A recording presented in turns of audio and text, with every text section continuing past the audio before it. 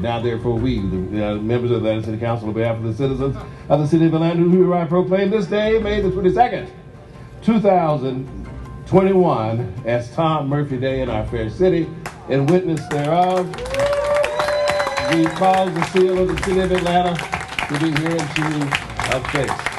Congratulations. We're here today to celebrate Tom Murphy and 40 years of his restaurant Murphy's in the heart of Virginia Highland. But that's unusual these days to have a business owner, locally owned, lives in the area for that period of time. And, you know, he serves a fantastic meal. It's a place people come for baby showers, for brunches, for weddings, and he's been tremendous in giving back to the community as well. I'm just so excited that Murphy's, Tom says that they're back to their pre-COVID business. People are out and about. He's making it a safe place to eat. I've been back here, and it's one of my favorite places, and I hope people will get out as they feel comfortable and back into their local restaurants.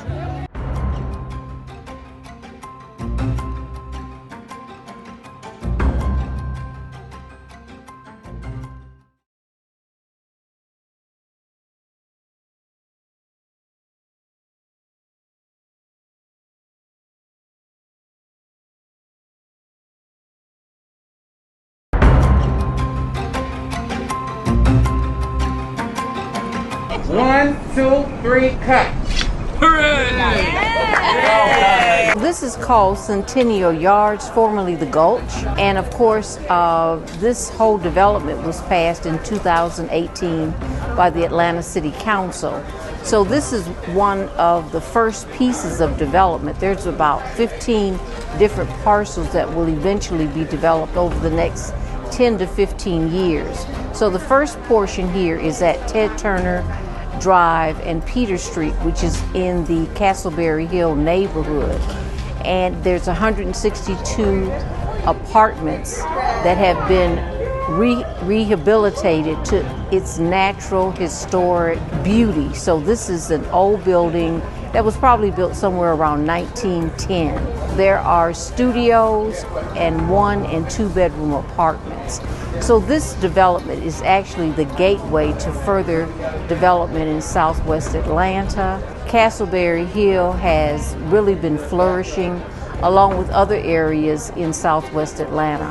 We're just very excited about the development that's happening in this area.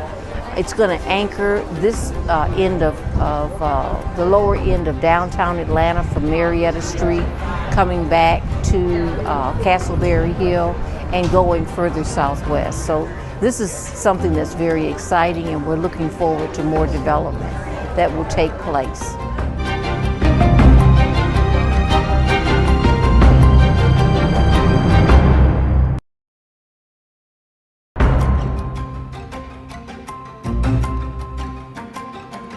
We're here today at the Maggie Russell Tower to help to provide, along with our partners GenCare and their Executive Director, Councilwoman Carmelita Gum from South Fulton, 80 COVID-19 vaccines for seniors who are here in the building. There are over 400 residences in the Maggie Russell high-rise, but there are about 80 folks who had not received their COVID-19 vaccine. So a lot of the seniors, aren't mobile, meaning they may not have a car or access to transportation, to help them to get vaccinated, to protect them and others who already have been vaccinated in the building from the scourge of COVID-19. It is still important to adhere to the CDC guidelines so that we can beat this pandemic. We are so close to the end of it. Millions of Americans adult Americans have been vaccinated, but we need every American to step up, get a shot in the arm, because it protects yourself, it protects others, it protects our community. The city of Atlanta is still in phase 2. We would like to open up. We can't do so until we have the results in the broader community that our infection rate is beneath 5%, that people are still wearing masks and socially distancing, that everybody is getting vaccinated. The more we do that, the quicker we can go back to normal.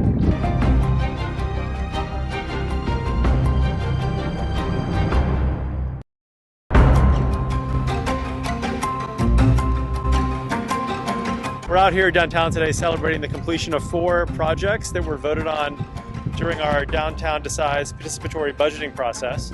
And we're riding a bike from one location to the other to do a ribbon cutting at each of the 4 transportation projects. Some of the projects we're celebrating today are new bike lanes in the Central Business District, the painting of an island in the middle of the road yellow so people can see it, and some new trash cans in the Sweet Auburn corridor. This is the direct result of citizens participating in this program. This is the first time we've done participatory budgeting in Atlanta, and it puts the power directly in people's hands on how tax dollars are spent, and we're just thrilled with the response and the success of the program so far.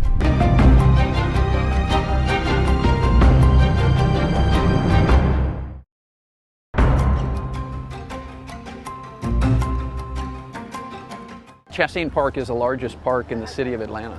This is the last piece of the Chastain Park path, and it's taken over 25 years since it began, and we are here at a groundbreaking to celebrate this last piece getting ready to start. You know, the phrase, it takes a village. Well, it certainly takes a village here. There have been lots and lots of organizations who have helped make this happen.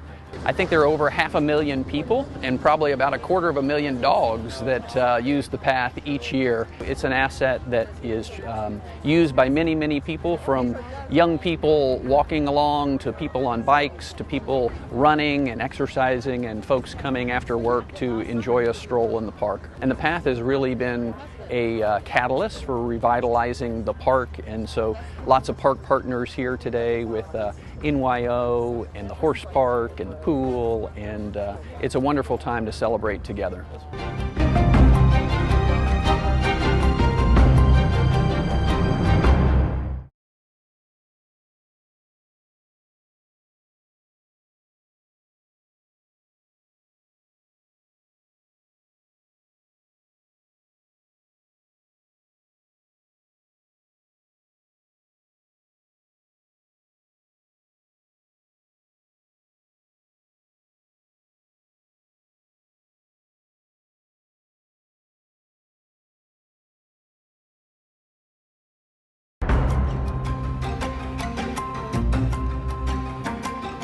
Today we're here for an unveiling.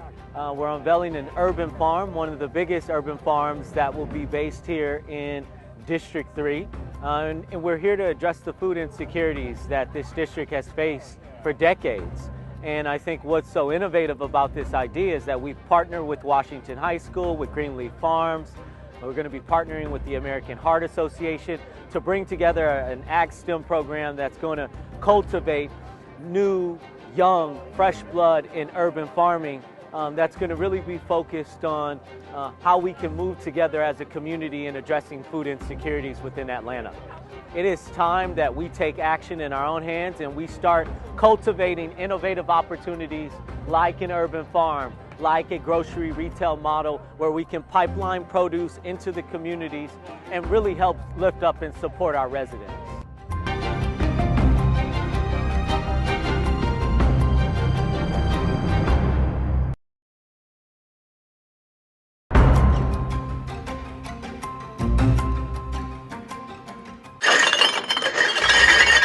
This is our annual Eco Depot. We do this once a year out here at Charm.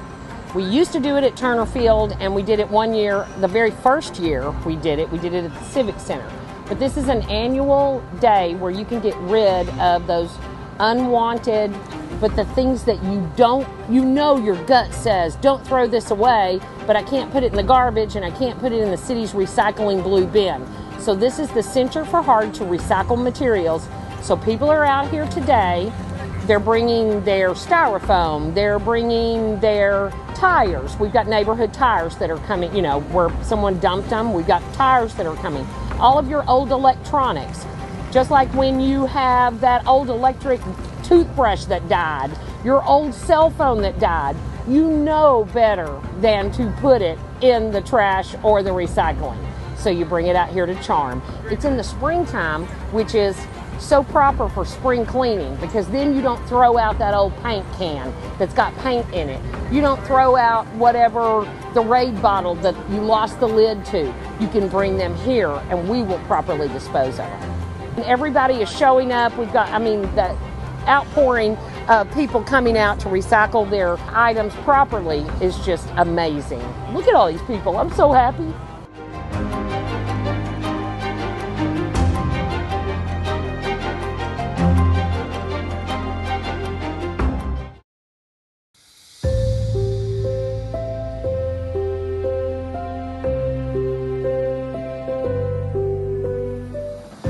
My friends, we have gathered here to praise God and to witness to our faith as we celebrate the life, the love, and the legacy of C.T. Martin. The Bible tells us that for everything there is a season, a time to live and a time to die. What I love most about serving with CT is that you always knew exactly where you stood. C.T. Martin was one of the few genuinely humble politicians that I know. He loved the city of Atlanta with all of his heart, but he loved Southwest Atlanta the most. He didn't do a whole lot of talking. He did his thing through action. We must work the works of the one who sent us while it is day. Because night is coming when no one can work. C.T. Martin worked during the day. He fed the hungry, housed the homeless, encouraged the poor, restored the shattered. He taught the children, strengthened the families, supported the schools, directed the policy. C.T. Martin worked while it was day.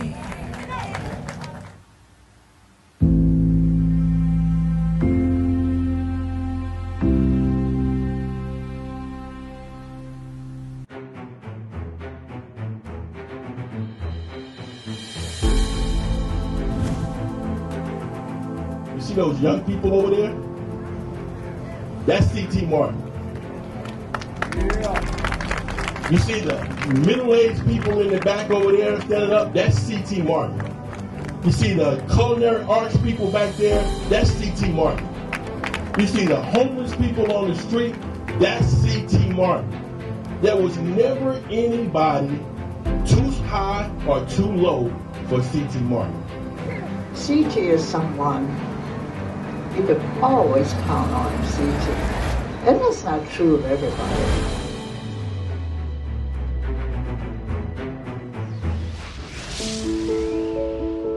We are the youngest of the Martin children, and we just wanted to take a moment to say thank you so much for everybody being here, for celebrating our father. He loved Atlanta. After you delivered an auditorium, the streetscapes, the urban villages, the doctor parks. After you run the dollar stores out of town, the dope pushers from the corners, the Downing-Toms and Thomazinas from City Hall. After you sacrificed it all, who will carry the torch of Clarence Terrell Martin?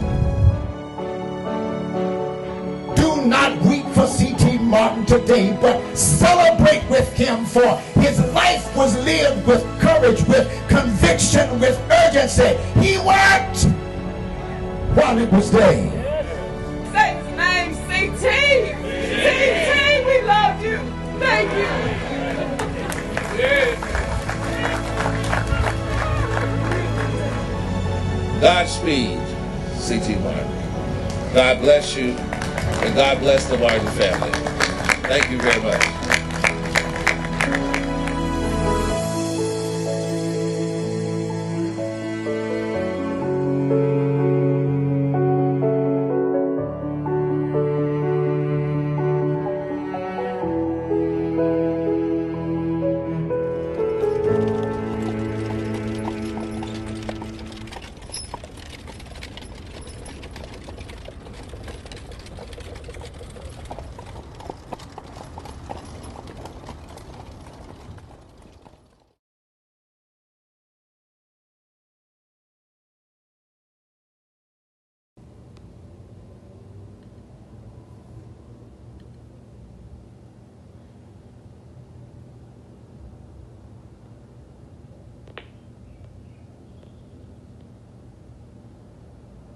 Good afternoon, everyone. We're going to get started in couple minutes.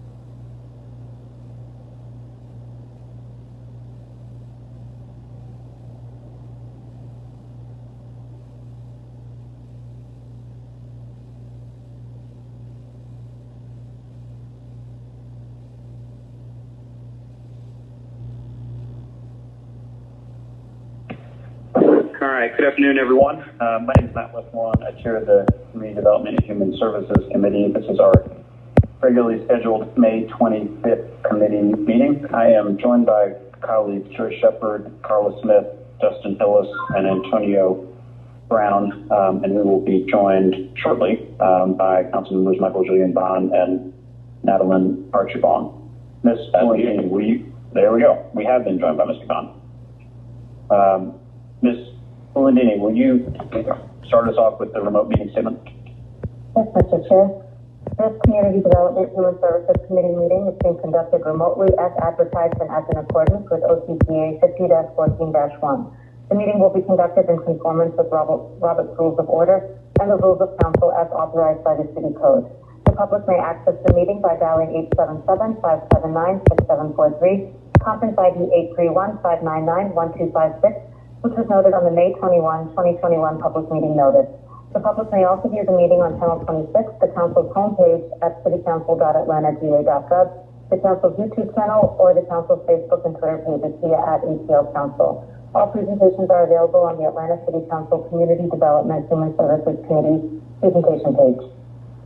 The agenda was published and made available on May 21, 2021, via atlantacitygA.iqmt.com. In addition, the public was able to submit comments via voicemail at 404-330-6089 between the hours of 4 and 7 p.m. the day before this meeting. All persons present on the remote council meeting conference bridge are requested to mute your phones and speakers. Additionally, speakers must be acknowledged by the presiding officer prior to speaking. Each council member is requested to open your Outlook email and minimize the screen. Amendments, substitutes, and informational documents have been distributed to committee members beforehand. Thank you all in advance for your cooperation. Thank you very much. Next item on our agenda is the adoption of it, and I will make a motion to adopt. Is there a second? Second, Brown. Got a motion by Westmore and a second by Brown. If you will open up that vote, please.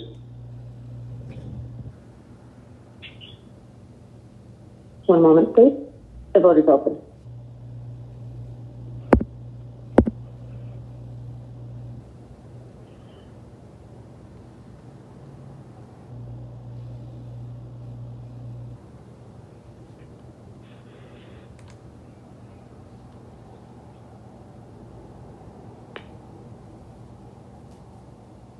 Will everyone please vote?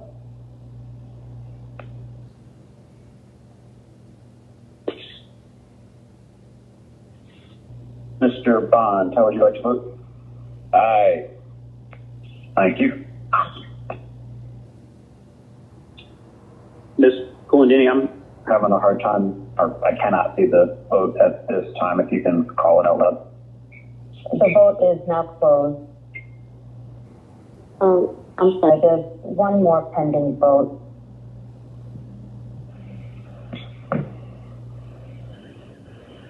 is that? Councilmember Hillis? Mr. Hillis, how do you vote? Yay.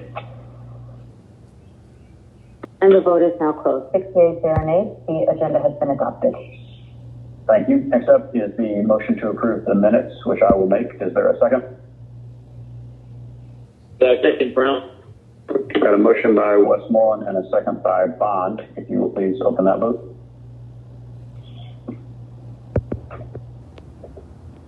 The vote is open. Mr. Hillis, how would you like to vote? Yay. Archibald would like to vote yay as well.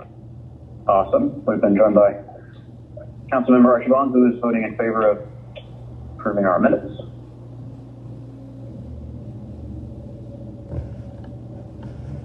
Just a moment, please.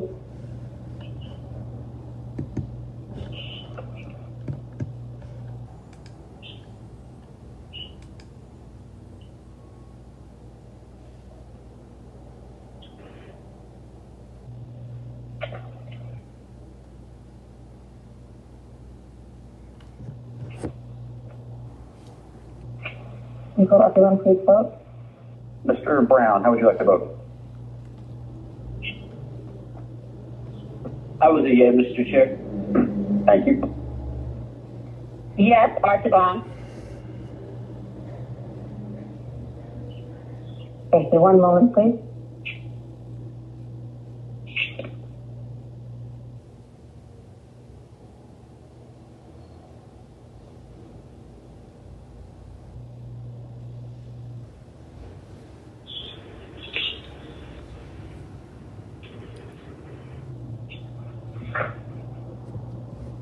The vote is closed. 7 yeas, 0 nays. The minutes have been approved. Thank you much. Next item on our agenda is public comment, which we have just under 8 minutes of. Mr. Massenberg, will you play that for us, please? Greetings, council members and staff. And special greetings to you citizens and voters of Atlanta, paying attention to your government in action. Ben Howard, Senior Advocate, Public Policy Analyst. Typically, no more than 0.1% of the 20,000 citizens and stakeholders of Neighborhood Planning Unit R attend the virtual NPUR meetings. With Antonita Robinson as the 2021 Vice Chair and with Claire and Carlos Jacobs pulling strings in the background, the concerns of NPUR citizens are still being restricted and ignored. So where were you, NPUR 9, when 3 members of the Public Safety Committee voted unsuccessfully yesterday to put on hold the concerns of patrons of the Cascade Nature Preserve? Why can't Cascade Nature Preserve be on the NPUR agenda? Where are you, NPUR 9, while the properties in the 2100 and 2200 blocks of Montrose Avenue and Atlas Park are being gobbled up by businesses and corporations? Where are the officers of the Atlas Park Residents Association? Where are you, NPUR 9, while the District 11 council members still trying to decide where those new security cameras should be placed? Where are you, NPUR 9, while the zoning committee czar is promoting unaffordable housing developments with price points starting at $325,000? We're talking about Minette L. Scott. So where are you, NPUR 9, while renters are worrying about what will happen to them once the moratorium is lifted and landlords start evicting? Where are you now, NPUR 9, while disabled persons and technologically impaired senior citizens are not receiving notices of NPUR meetings? And where are you, NPUR 9, while residents of the Atlanta Housing Authority are being given so-called notices to vacate and are being tricked into believing that a notice to vacate is an eviction notice? Stand up and speak out in NPUR meetings on behalf of NPUR residents and stakeholders. Antonita Robinson, Carlos Claire, Ricardo Jacobs, Albert White, Renette L. Scott, Allison Hathaway, Jerry Williams, Cheryl Brown, and you other NPUR 9 cohorts, supporters, and enablers. My name is Margie McLeod. I'm dressing this children's service. I got so much. There's not enough to three. I'm going to cut it, make it short. What's going to happen after COVID-19? What plans do I have for the people the families that living in the hotel? So when the hotels is over with, where are you going to place these families at when you don't have enough affordable housing? That's $1,200 of what to pay. Number two, also, families that who took, I mentioned this before, that took the classes, they should be on top of that list to get housing. Because to me, you should not have to take the classes over this if they have to just take it. Number two, I'm going to stop this. And also, we are looking at families. See, the real young kids, 19, 16, 17, is very afraid to come to family children's service because they're afraid they will get separated. We got to be more friendly. How we can make them feel safe that they don't have to be separated from home. I don't know, Tony Brown, I gave you a proposal last year. Did you look at that proposal? I wish you will call me in. We could discuss things with family children's service. That's what we can do. And number two, development. Development, people you put in group homes, and especially on the Southwest side, at that time, and rehab, and everything is done. It sounds like a dumping ground on Southwest. Sandy Spring had a group home. They closed it because they say the property value is going down. And do y'all look at us, a dumping ground at Southwest? Maybe we need to look at other places that sometimes rehab don't need to be in the city because you got so many alcohol stores around there. So that's a lot of temptation. We're not looking at to make it a success. There's so much that we need to be done. And it's Proverbs 19. If you help the poor, you are leaning to the Lord, and He will repay you. And there's so much out there. I know the community, and I go everywhere, and I'm hearing a lot of complaints. And this is the time to address it because y'all running and y'all need. So please, what y'all gonna do when the hotels close down? What you gonna do with the family? And some of these families just make $800. What came out of the Spirit of Christ? My name is Sunny Jordan, and the smoke of their torment ascended up forever and ever. And they have no rest day nor night to worship the beast and his image. And whosoever receives the mark of his name. Revelation 14, chapter 11, verse. They will pay the eternal price of having chosen Satan and evil over God and righteousness. Then Montgomery, this is eternal death, which is never-ending torment.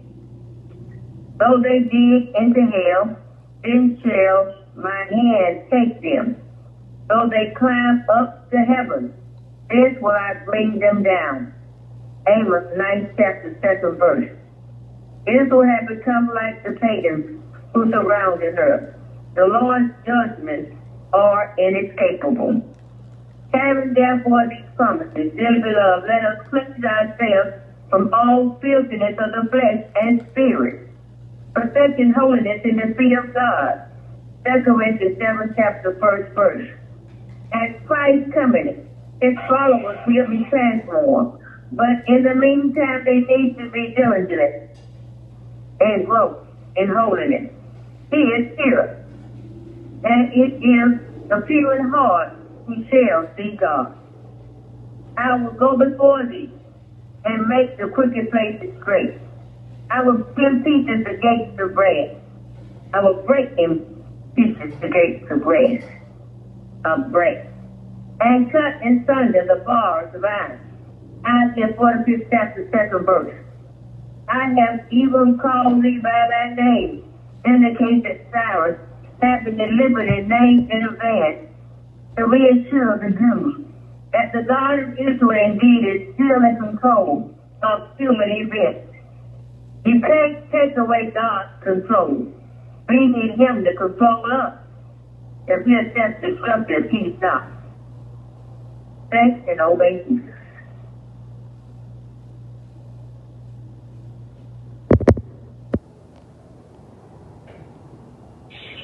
All right. Thank you to members of the public for reaching out and sharing your thoughts with us today. Next up is communications. Ms. Palladini. Yes, item number 1, 21-C-0058, a communication from Councilman Andrea L. Boone, District 10, appointing Ms. Marquita Grant to serve on the Commission on Aging. This appointment is for a term of 4 years. Ms. Grant, are you there? Good afternoon. I'm present. Awesome. Thank you for joining us. If you would just take a couple moments to introduce yourself to the committee and explain why you'd like to serve on the commission. My pleasure. Good afternoon to the chairman and distinguished members of the Community Development and Human Services Committee.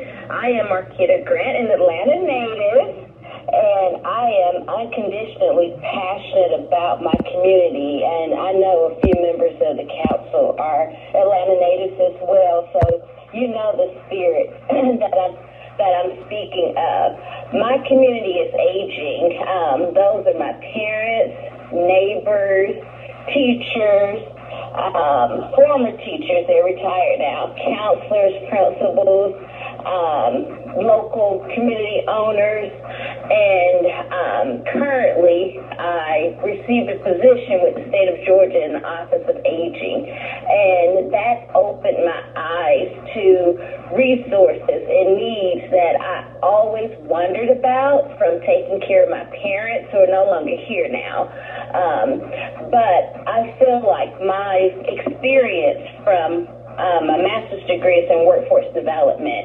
So pulling all of that together to uplift our community with resources and tools, whether it's helping the elderly or according to the Office of Adult Protective Services, which is the umbrella I'm over for the Division of Human Services for the state of Georgia.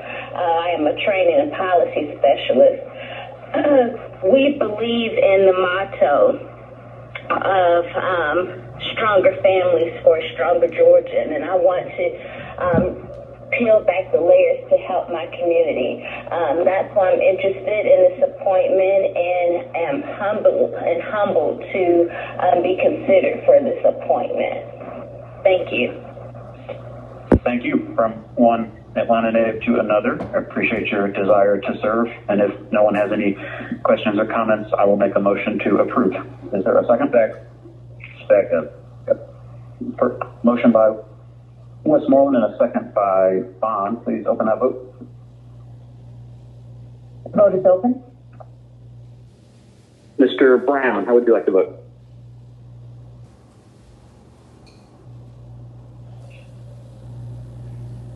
I'm a yay, Mr. Chair. Thank you.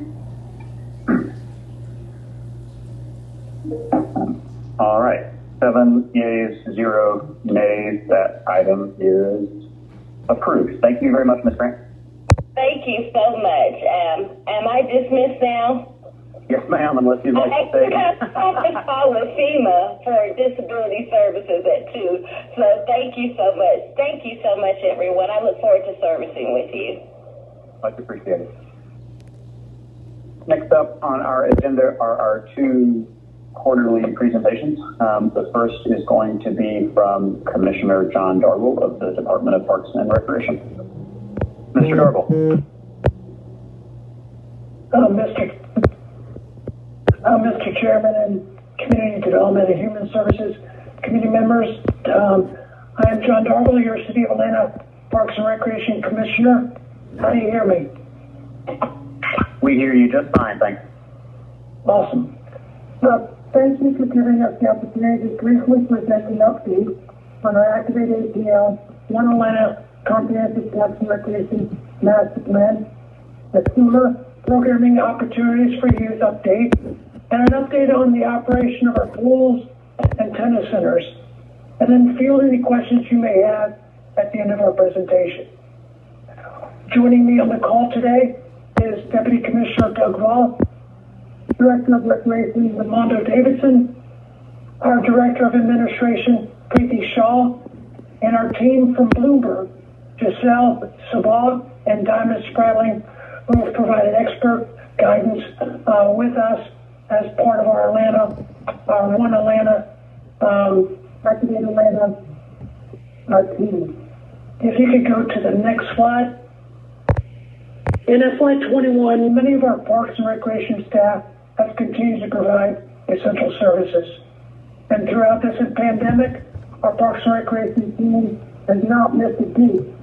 To stay on top of mowing and litter removal, our skilled services work, HVAC and roofing, serving our residents, and much more. And our forestry and arborists, as you know, have been crucial in successfully responding to handle multiple severe weather storms in 2020.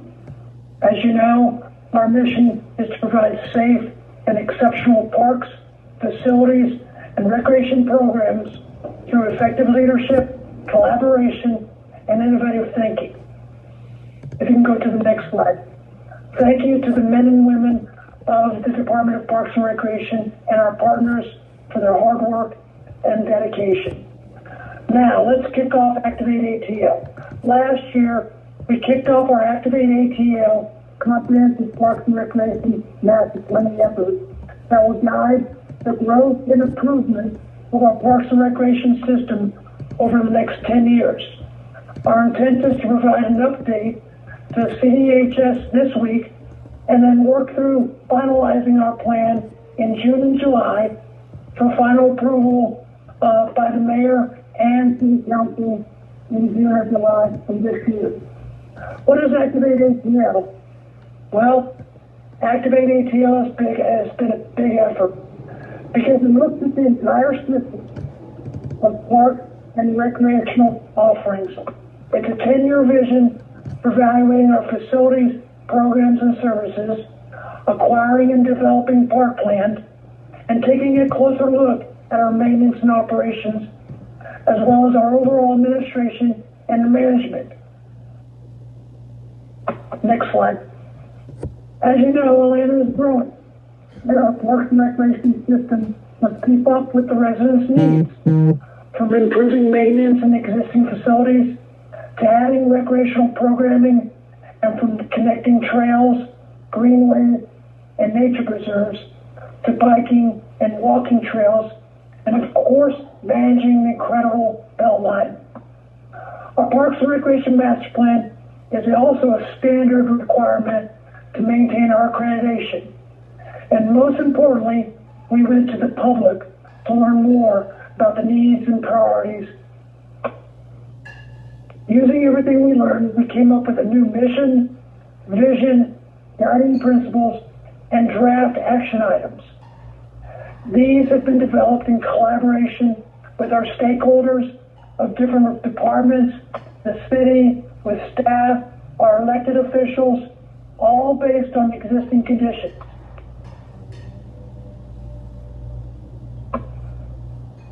The first round of public engagement last summer was the most robust and inclusive public engagement effort the department has ever undertaken.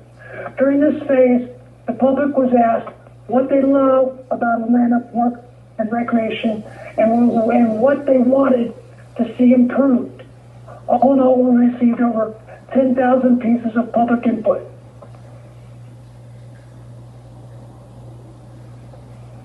Now let's talk about some of the findings that came out of the first phase of the public engagement.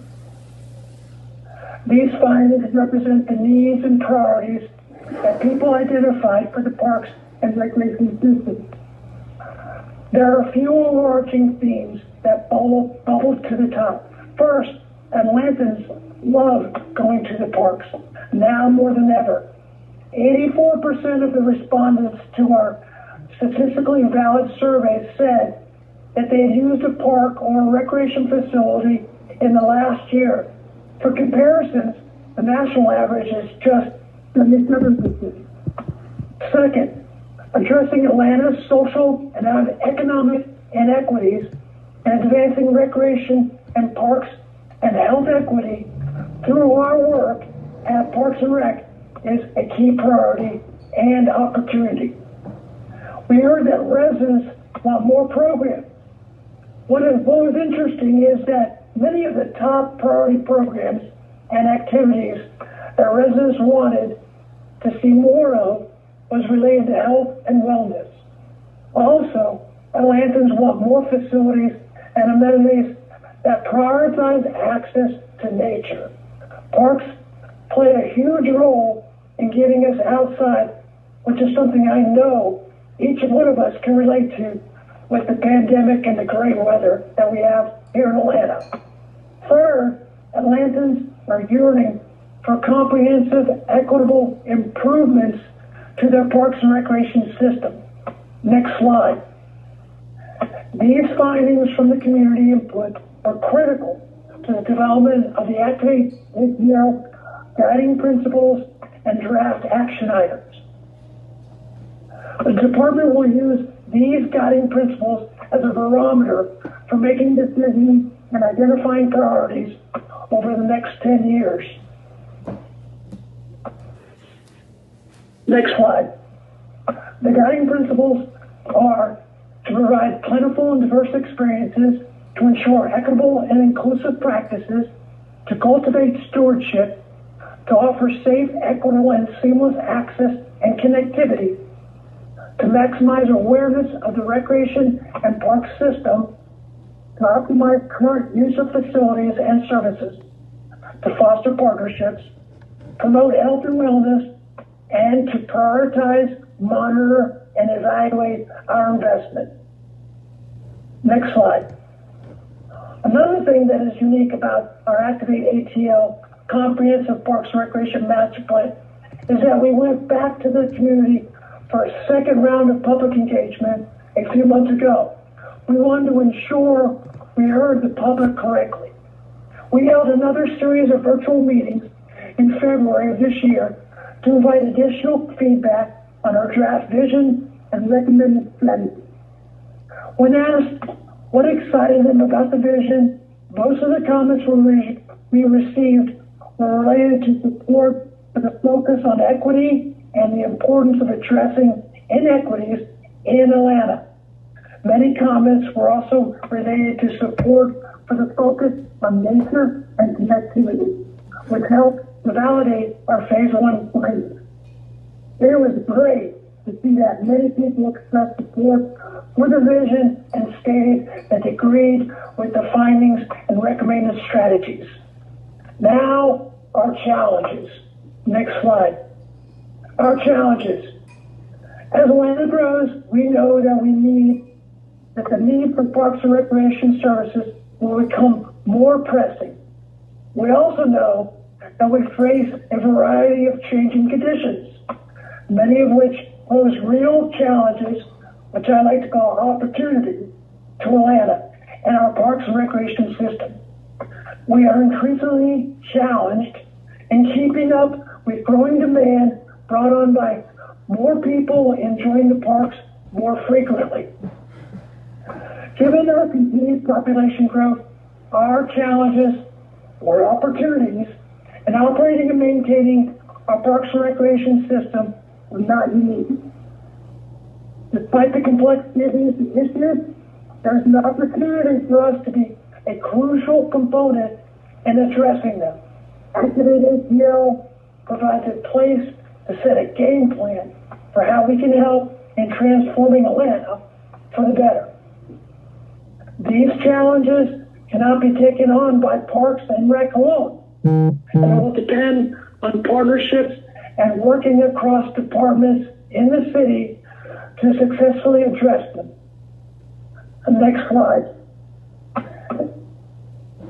In order to accomplish our mission and vision over the next 10 years, we will need to invest, connect, and grow our parks, recreation programs, our people, our practices, and our business partners.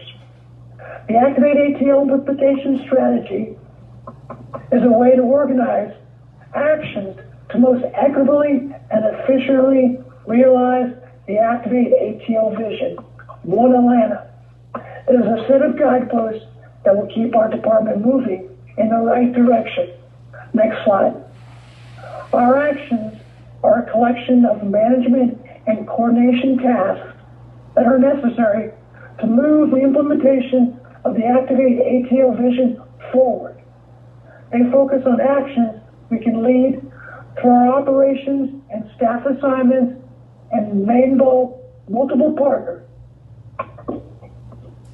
Examples include updating our maintenance levels of services, coordinating with other agencies and organizations, revamp projects, and developing systems to track the life cycle of capital improvements. We've come up with 24 proposed action items. Here is a sampling of some of those action items that have been condensed for today's presentation. With these recommended action items, we foresee a great future for the Atlanta Parks and Recreation System. Next slide. In order to equitably prioritize projects, our team from Bloomberg Associates developed the Parks and Recreation Equity Toolkit.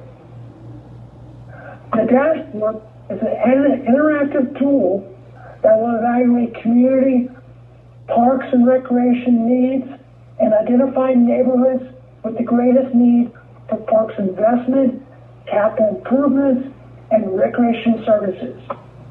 The Parks and Recreation Equity Toolbox will help ultimately to track and evaluate the impact of our efforts over time.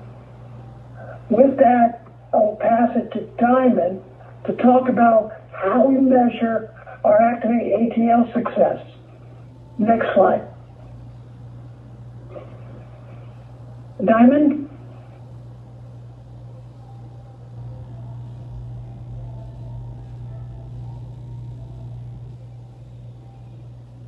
Or Giselle, are you on the line?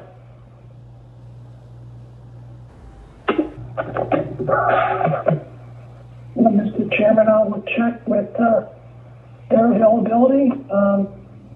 If you wouldn't mind holding one minute. Sure, and we'll make sure that on our end she's unmuted.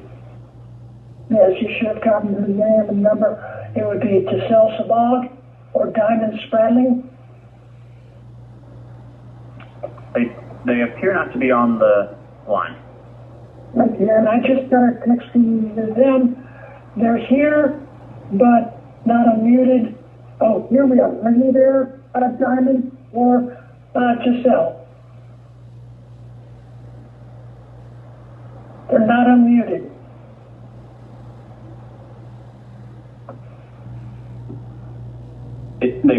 It sounds like they may have called into the public line because they're not on our back end to be unmuted. Okay. So we might need to send them that number. We'll move on. As you see on the slide presentation is our a snapshot of our equity data tool.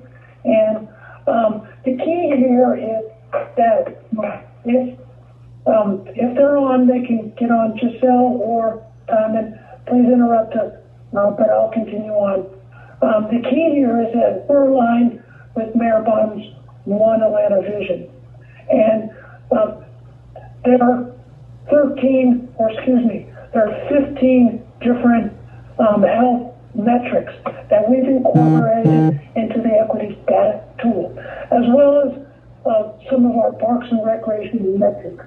They're aligned with both the Trust for Public Land work score, as well as community health needs, park improvements, and the quality of our parks are also incorporated into the data collection tool that we'll have. If you wouldn't mind going to the next slide, that can also show a glimpse of the tool itself that we'll use over the course of these 10 years, and we'll track the metrics along the way.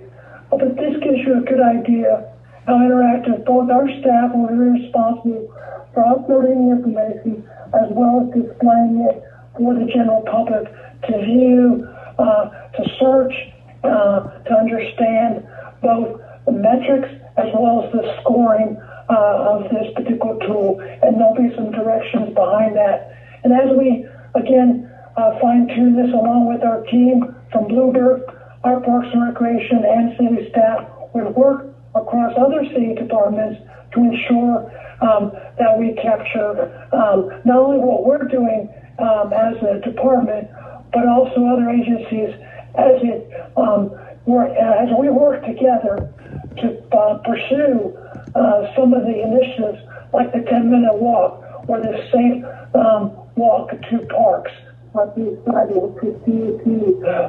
additional green spaces that are available through other city departments like the other cities, as an example. If Giselle or Diamond, are you on the line yet, or no? We can. Yeah, Commissioner, can you hear me? I'm on the call. It's okay, very good. Yes, I was on the public line. I'll go ahead and take it away. Thank you so much, Commissioner. So as we know, of course. So as we know, many neighborhood disparities exist across Atlanta. In fact, zip code plays a major role in these disparities. Babies born just miles apart in Atlanta actually face up to a 24-year difference in life expectancy. Atlanta's Parks and Recreation Department is well aware of this fact and is committed to improving access to nature and green spaces while providing safe places to bike, walk, and exercise. Improving health equity citywide is a critical piece of our 10-year master plan, Activate ATL. DPR is very excited to share that we've created a first-of-its-kind Parks and Recreation equity data tool that measures and maps differences in park and rec center funding, level of service in relation to green space, physical park and rec center conditions, community perceptions, and also neighborhood determinants of health. Having a tool that is really driven by data and that captures various equity-focused indicators is essential to ensuring that DPR is prioritizing and investing in parks, rec centers, and their surrounding neighborhoods that have historically been under-resourced. The wide spread of data that was used to create the tool has been analyzed to score and rank Atlanta's parks and recreation centers based on need. One of the most important aspects of the tool is that it really aligns with Mayor Bottom's vision in ensuring that all Atlantans have a safe 10-minute walk to a park. The Parks and Recreation Equity Data Tool is also critical for tracking short-term and long-term changes over time across the city, including metrics such as changes in community perception, increased access to green space, increase in life expectancy, and improved health outcomes for Atlantans. Overall, we hope that additional agencies will adopt a similar approach in creating safe, healthy neighborhoods for all Atlantans. If so, then together we can activate ATL and deliver on the dream of one Atlanta, an Atlanta where we all have equal opportunities to live longer, healthier, and happier. Thanks so much, and over to Ramondo for an update on summer programming. Thank you, Diamond. And, thank you, Giselle. And Commissioner, good afternoon, Mr. Chair, and all committee members. This is Ramondo Davidson. I'm the Director of Recreation, and I'm going to be speaking to you all today about our Campus Friends Summer Program. Can everybody hear me okay? Yes, sir. Yes. All right, good. Okay, so we're certainly excited that we're going to be able to offer our in-person summer camp again. And so we're going to be offering these services Monday through Friday from 7:30 a.m. to 6 p.m. at 22 of our locations with youth ages 5 to 12. We're going to also be providing breakfast and lunch free to the kids 5 days a week. And we're also going to be hiring 404 seasonal staff to help support us this summer. We did meet with some challenges this summer this year in general due to COVID-19, and so we had to make some adjustments.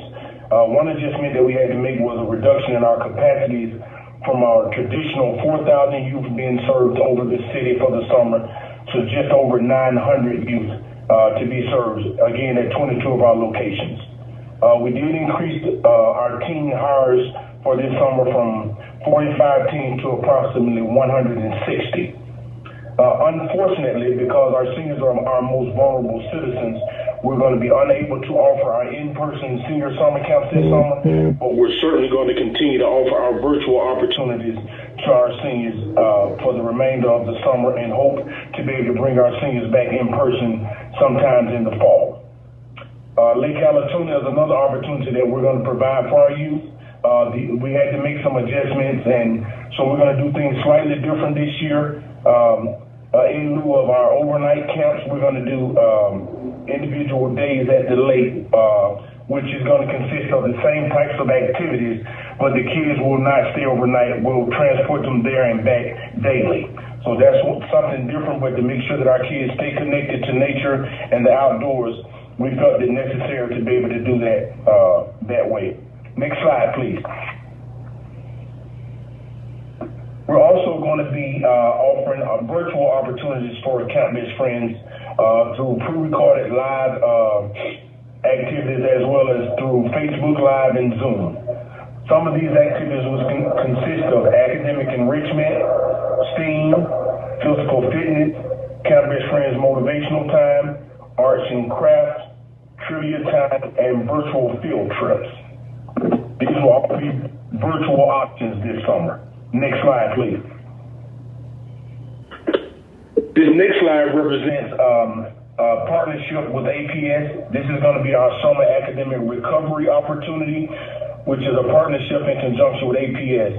And what this will do is allow for our students to address some of their unfinished learning opportunities, academic learning loss, course credits, literacy, mathematics, social, emotional, and behavioral wellness support. This academic recovery program will run for the entire month of June. Some of the things that will take place is during the morning time, our kids will actually be in APS-led virtual instruction. We'll provide breakfast and lunch for those participants as well. And then in the afternoon, those individuals will transition to our traditional Camp Best Friends programs. We'll offer these services at 8 of our locations throughout the city. The locations are Pittman Park, Perkinson Park, Langford Park, C.T. Martin Recreation and Natatorium, Roselle Fan Recreation and Natatorium, M.L. King Recreation and Natatorium, William Walker, and Thomasville Recreation Centers. Next slide, please. The last slide is our employment opportunities for our youth and teens this summer. So in a partnership with the Mayor's Higher Atlanta Youth Program, we're going to be able to provide 160 full-time summer internship positions for 7 weeks for teens ages 14 to 18. We're also going to provide opportunities for our ATO team leaders, which are teens that are participants in our programs throughout the school year. These activities will consist, these ages are 14 to 18 as well, and are included in that 160 number. Some of those activities will include virtual and in-person programming Monday through Friday, hands-on experience from recreational professionals, life skills, training, and they also will earn a stipend in the process, so they'll get paid to do it. And finally, our ATL Junior Academy. These are our preteens. These individuals are actually ages 12 and 13, and we're doing this program to prepare our teens to transition to our ATL Teen Leaders program the next year. These youth will be exposed to various activities, service projects, and also given the opportunity to meet their APS required community service hours. And with that, I'll turn it over to Mr. Doug Voss, our Deputy Commissioner, to speak to you all about summer pools and tennis. Thank you. Thank you, Armando. Next slide, please. Our final two slides give a brief update on two popular amenities and services provided by DPR. First, outdoor pools will be opening on Saturday, May 29th, 2021. The 12 outdoor pools that are operated by DPR are entirely free. Our 2021 pool flyer, it's pictured on the slide. It is posted on social media, and it's also available on the city's website. When we open this weekend, we will initially be operating under reduced capacity. However, that capacity, as well as updates regarding our popular splash pads, will be continuously evaluated in coordination and with the direction of the city's pandemic team. In addition to our indoor natatoriums at C.T. Martin, MLK, Washington, and Roselle Fan remain open from 8 a.m. to 7 p.m. Monday through Friday for lap swim by appointment. Since implementing the Reserve Lap Swim program, DPR has scheduled over 21,000 individual appointments between June 15, 2020 and April 30th of this year. Next slide, please. Since the city has taken over tennis operations in August of 2020, our team has continued to work to provide tennis services to our customers. We have implemented monthly newsletters that cover all of our tennis center updates, feature staff highlights, and important announcements. These are disseminated through our database, on social media, and through our Friends of Tennis Center groups. The operation team meets virtually with all of the Friends groups to hear their concerns, preview upcoming announcements, and receive their valuable insight. These meetings take place on the second and third Tuesday of each month for various sites. We also launched a Spring into Tennis promotion this past April, allowing those who make reservations on our online portal known as Courts to receive a 25% discount. That promotion runs through the end of June. And beginning in May, we expanded hours to include Sunday hours at all 5 sites. All sites currently operate 7 days a week with hours listed on this slide as well.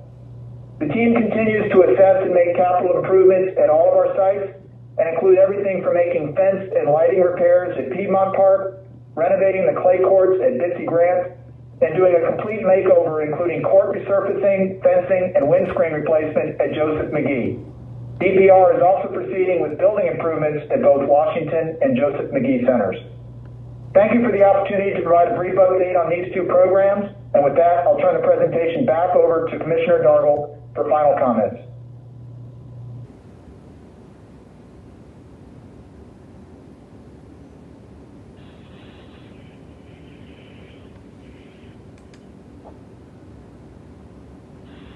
Thank you all. Commissioner, any final comments?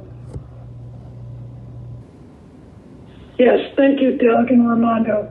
In closing, we intend for Activate ETL to reflect our shared objectives to elevate Atlanta as a world-class destination for parks, nature, and recreational services. Addressing the quality of our parks and recreation system and ensuring Atlantans are served equitably will be a top priority for the department.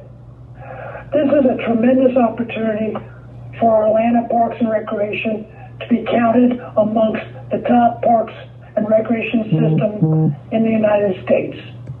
Thank you to the men and women of the DPR, our elected officials, our mayor, Parks and Rec advocate, and partner for your hard work, dedication, and commitment.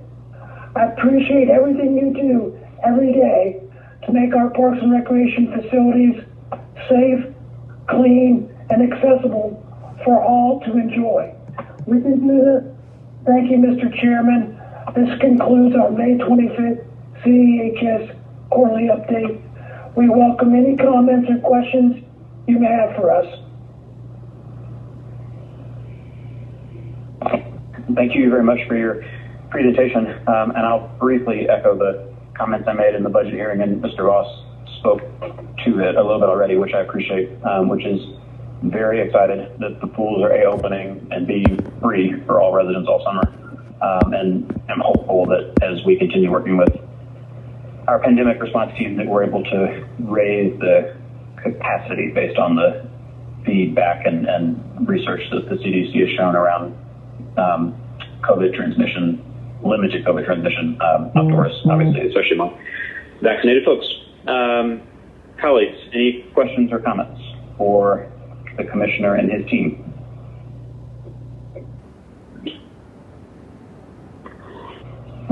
All right. Thank you very much, Commissioner Dargle. Appreciate your presentation and your work, and we will talk to you all again soon. Yes, sir. Thank you. Thanks much. All right, next up is a presentation from the Department of Grant and Community Development, Commissioner Deborah Lannen. Commissioner, I believe this is your first presentation to this body, so welcome publicly to the role that you've been in for the last several weeks, and looking forward to your update today. Thank you, Councilmember Westmoreland. I appreciate that. It is, in fact, my first presentation. Are you able to hear me well? Yes, ma'am. Okay, thank you, sir. Good afternoon to you, and good afternoon, council members of CDHS. I am Deborah Lennon, Commissioner for the Department of Grants and Community Development. I have had the pleasure of meeting most of you virtually, and I do look forward to meeting those who I've not met. I am joined today by the Department's Office of Administrative and Technical Services Director, Monique Franklin, and the Director of Planning and Program Operations is also listening on for support. I will say that for the next presentation, I will take a cue from Parks and Recs and probably have them engaged in this presentation. I will refer to the slides as I go through, and I know that they're not necessarily moving in the same time. So on slide 1, this is in fact my first CDHS quarterly presentation since joining the city in November of last year. And if we'll go to slide 2, today I will provide an update on the changes in the department structure, the key metrics applied to our entitlement program, and upcoming important dates. Slide 3. The department was established in its current state in February of last year, and so the department is a year and 3 months old. The Department of Grants and Community Development consolidated grant responsibilities and duties out of the 3 offices reflected here: Office of Grant Management, Office of Human Services, and Office of Housing and Community Development. Slide 4. Our mission is to further affordable, equitable, and resilient communities throughout Atlanta. And our vision, simply put, is to invest those grant funds with which we're entrusted in our residents and our communities. Slide 5. So how do we do that? We do it by being good stewards of those funds, by supporting our service providers and the partners who provide those services, and earning and maintaining the trust of our residents, while at the same time continuing to grow and remain adaptive. Slide 6. The City of Atlanta receives annual allocations for 4 entitlement programs from the U.S. Department of Housing and Urban Development. That's CDBG, HOME, ESG, and HOPWA. We also receive Section 8 funding and NSP funding, the Neighborhood Stabilization Program, which provides emergency assistance to redevelop and stabilize communities.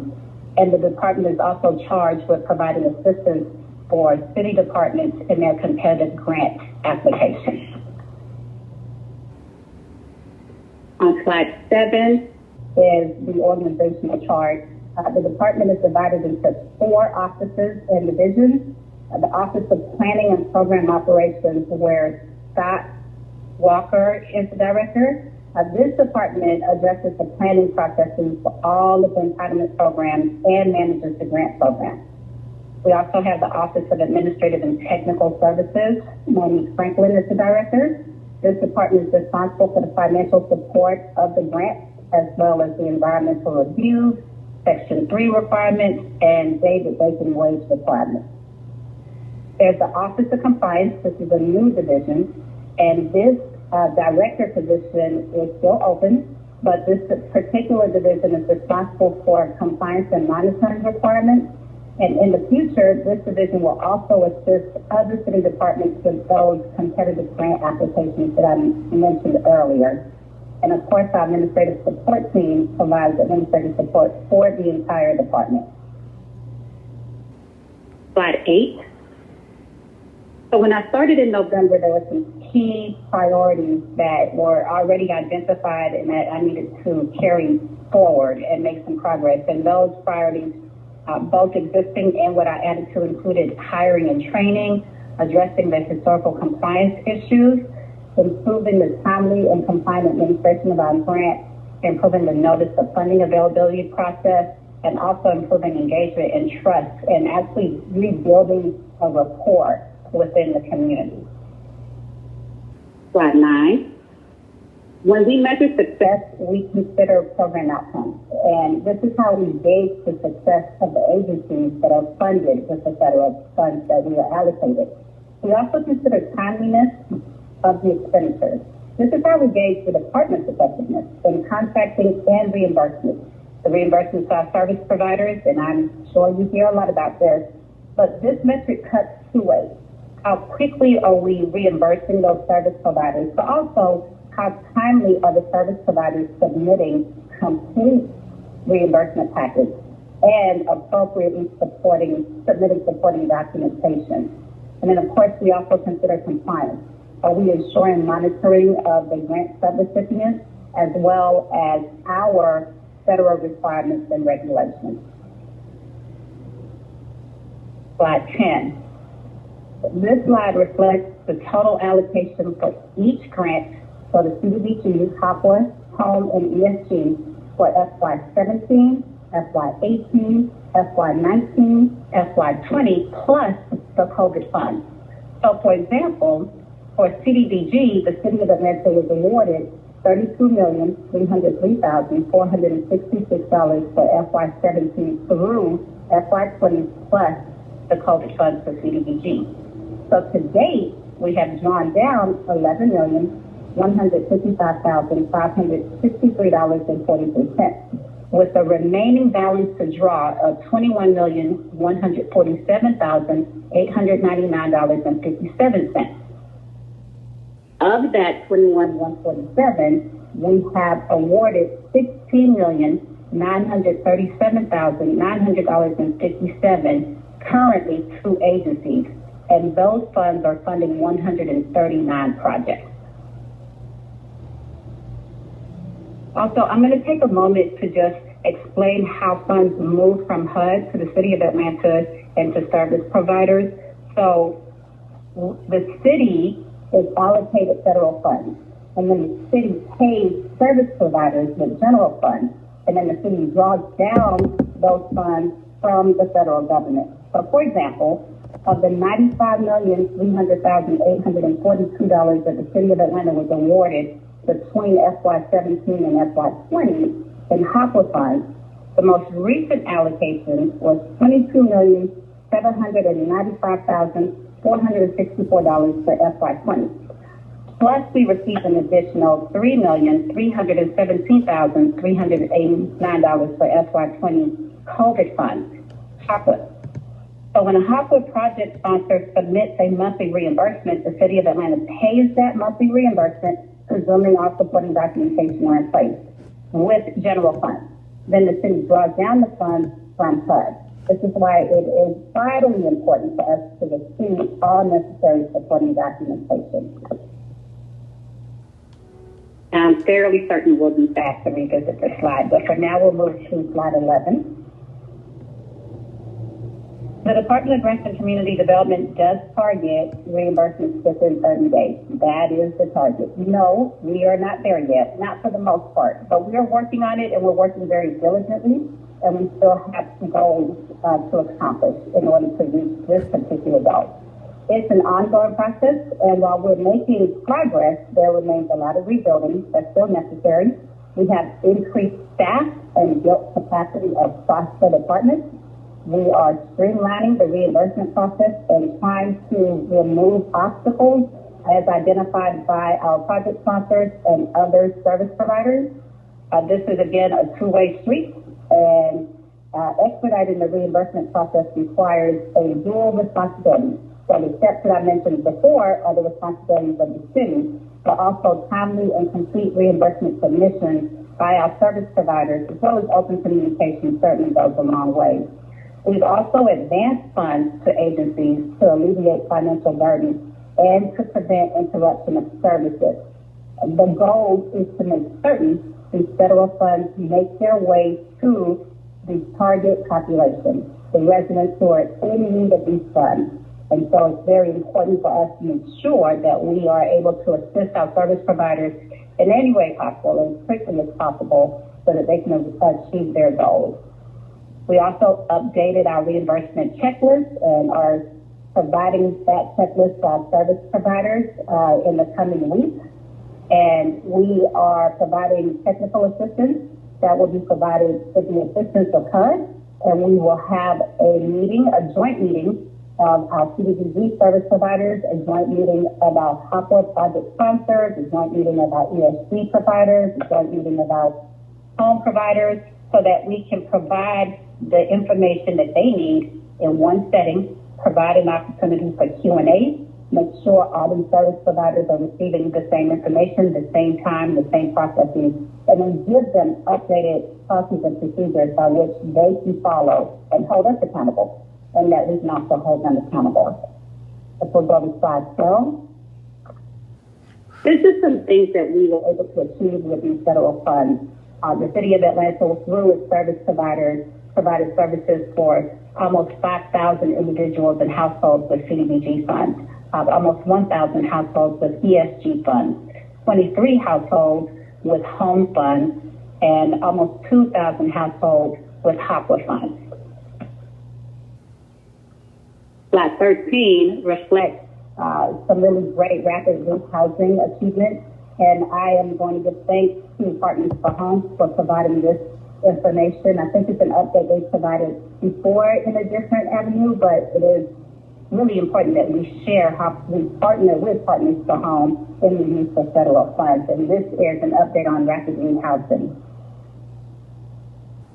And on slide 14, it's really important that we share with you some of the gains we've made in ways of compliance. As you are aware, the City of Atlanta has been under special conditions of the HOPWA funds for about 2 years now.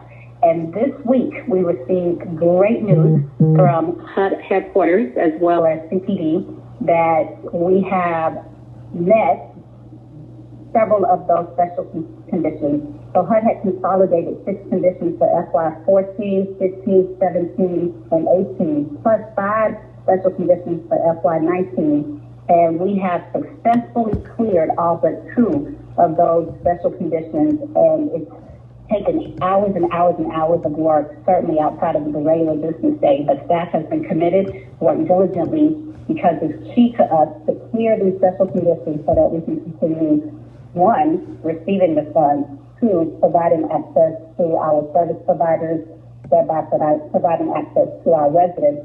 And what really excites Director Franklin, I'm sure, is that by meeting special condition number 3, the city no longer needs to have HUD review its reimbursements and approve for drawdown, but now we can directly access our funds, draw down our funds, which means we can pay our funds faster and more efficiently. We can also now access FY 17, 18, and 19 funds directly.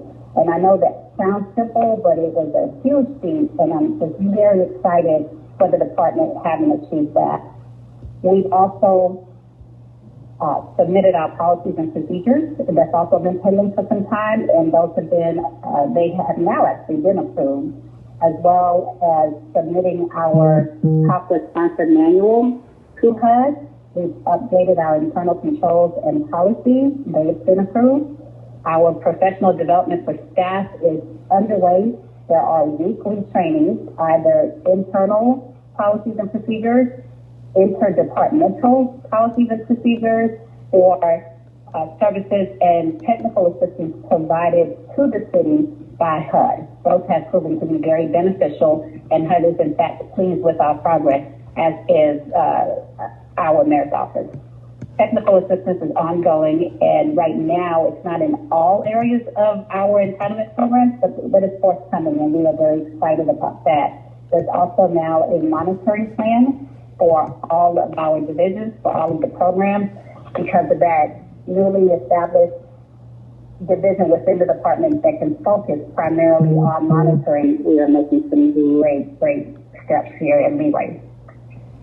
On slide number 15, other important dates that are forthcoming, we will be monitored this summer. In August, there will be a virtual monitoring, and HUD has informed us that the focus will be on CDBG, home, and NSP programs. We are preparing to come forth with the FY21 grant awards and funding recommendations. And there is an upcoming RFQ for home consulting services, as that has proven to be a key area of need for the department. And if we'll go to slide 16, before I conclude and turn it over to questions, I do want to express that staff has worked very diligently. And while we understand that much of what we do still makes its way to the media, we are certainly making progress, and we understand the importance of making certain that these funds remain in the community and reach the residents for which they are intended. Thank you, council members, and I'll now take questions, if you please.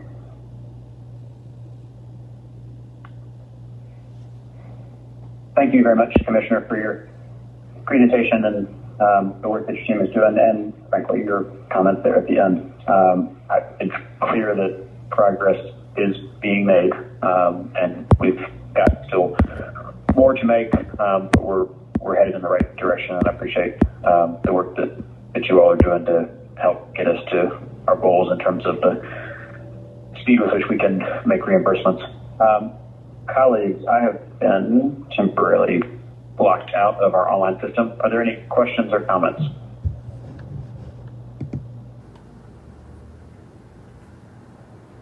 All right, I'm now back. Yep. All right, I heard that Mr. Bond and somebody else, either Ms. Archibald or Ms. Shepard. I'll go after Mr. Bond. This is Archibald. Yes. All right, Mr. Bond, followed by Ms. Archibald. Well, thank you, Mr. Chair, and thank you for being gracious, Ms. Archibald. I guess my question is one that others probably do share, is that it seems the reimbursement, even though there's been some progress, Madam Commissioner, that it's still an issue. And so if you can elaborate more on the details of what you perceive the delay in getting people reimbursed, because, really over the last 3 to 4 months, I've been made aware of groups that had been reimbursed, to the tune of some as long as 7 months. And members of council, just to put it out there, just to be completely transparent, had to call the mayor's office to get some of these groups reimbursed. What is the persistent issue that continues to happen? Because I'm aware of 2 groups that had to have that happen, and become aware over the weekend of another group that they may fold their program because they can't afford to continue to, float their organization while they wait on the city of Atlanta to reimburse them for their service. So what is the issue, and how is it in a more detailed way? Can you explain how it's being addressed? Yes, sir, Councilmember Bond. It is multifaceted. And as you're aware, it does go back for quite some time. So that's issue number one of many, is that there are, in fact, pass-through reimbursements. So when I started in November, I mentioned that in identifying top priorities, reimbursement was one of the top 3. Paying pass-through reimbursements while focusing on current, newer reimbursements is doubly a challenge, as we are to pay reimbursements in chronological order. So if we owe a service provider a reimbursement for March 2020, and they have since submitted reimbursements through December 2020, we need to go chronologically from March to December. Now, let's say specifically for HOPA reimbursements, those reimbursement submissions are quite voluminous. So on a small end, maybe we're looking at 500 pages, on average 1,200 pages, and some are 2,000 pages or more per month. And remember, I mentioned that we have increased staff capacity, but nevertheless, it's still the same group of people going through 2,000 pages of reimbursement month after month after month. And if the numbers are wrong early on, in one reimbursement, then that means all of the reimbursements thereafter will be wrong because they build, it's accounting. If the number's wrong for 1 month and the balance for the next month is off, and the HOPA 1 form that we abide by and that we must rely on OGA to utilize is also off. So we often, Commissioner, Council Member, we go back and forth with service providers. And if there is one consistent complaint that we get relating to reimbursements, it is the back and forth. Sometimes, actually, some service providers have said it feels like the goal is always moving. It feels like the city asks for certain documents, we give it to them, and then they come back and ask for a different set. It is not in fact a different set. It is finding issues throughout the reimbursement. So we've made some changes. We're not going to ask our project sponsors, in the case of PAPA, for documents until we review the entire document, one on the program side, because the management analyst on the program side reviews first. And then it goes to the financial analyst on the finance side of the Department of Grants and Community Development, not the city finance department, but the internal finance division. And they're looking for a different set of concerns and just trying to check things off before we forward the reimbursement through the Office of Grants Accounting for payment or for review and then payment. So we have streamlined that process, Council Member, and unfortunately it's going to take some time for our project sponsors to feel the effects of the streamline because we are still reviewing reimbursements that are several months out. So we are streamlining the process. We have provided a checklist, or we have established a checklist because our service providers do not yet have those checklists, but they are forthcoming. And that's just one key way for us to address those concerns. So you have streamlined it, as you said, and you do not require any additional staff to, at least on a temporary basis, to kind of catch up or, kind of over. We've access to some temporary staff, and so those will be coming on shortly. And we plan to at least assign most of them to reimbursements in those steps. Okay. Well, please keep us, appraised of your progress because that has been the largest issue that people have brought to me, and I'm sure others around grant management, particularly around the HOPA funds in particular. It's been a real sore spot, and I'm glad that you're taking some steps, but really want to be kept appraised of what you're doing. All right, thank you. I'll withdraw. Yes. Thank you, Mr. Bond. Ms. Archibald. Okay, thanks. So thank you very much for your presentation. I have a question about the T2 or the second round of the CARES Act funding. And it's again in the space of the speed or lack of speed with the reimbursement process. And more particularly, I'm concerned about the Partners for Home LIFT program, where there are 500 individuals at risk of not being housed if, in fact, this reimbursement isn't handled more expeditiously. So can you talk to me a little bit more about that process? Is it Partners for Home? The LIFT program? Mm-hmm. Okay. So regarding the CD2 funding, there was some slight delay in the contracting process and efforts, but we have since gotten the contracts out. And as far as reimbursements are concerned, we are not at a point where any reimbursements are behind, and we are working very diligently to make sure that it's not the situation. So if any particular agency is concerned about that, they probably have reached out to us, or I encourage them to reach out to us directly, and we are putting additional staff where is needed or as needed so that we can avoid that. So when you look at the LIFT program through Partners for Home, you know who those providers are, is that correct? We have a list of the subcontractors that Partners for Home utilizes, yes ma'am. And are you aware of whether or not those partners have submitted reimbursements that are still in the queue? Are you checking that in a different way because of the special funding source? There is a process for all of our reimbursements, and because it's COVID funding, doesn't change the fact that we stay abreast of reimbursements. But it is really important to us that we don't jeopardize anyone's housing stability. And so that's the focus, making certain that the reimbursements take place as quickly as possible so as not to jeopardize housing. And in the past, council members, when those unfortunate situations arose and they were brought to our attention or we addressed it, we've offered advances so that we don't take the chance of having people put out. And so then we reimburse differently and are constantly pivoting to meet the needs of the service providers. It does not mean we always meet those needs, but we are constantly pivoting to meet them as quickly as possible. So when you look at the CARES Act and the COVID-related funding, I would think you would be concerned. Isn't there a deadline that's looming compared to some other funding sources, and funds must be expended by, that kind of thing?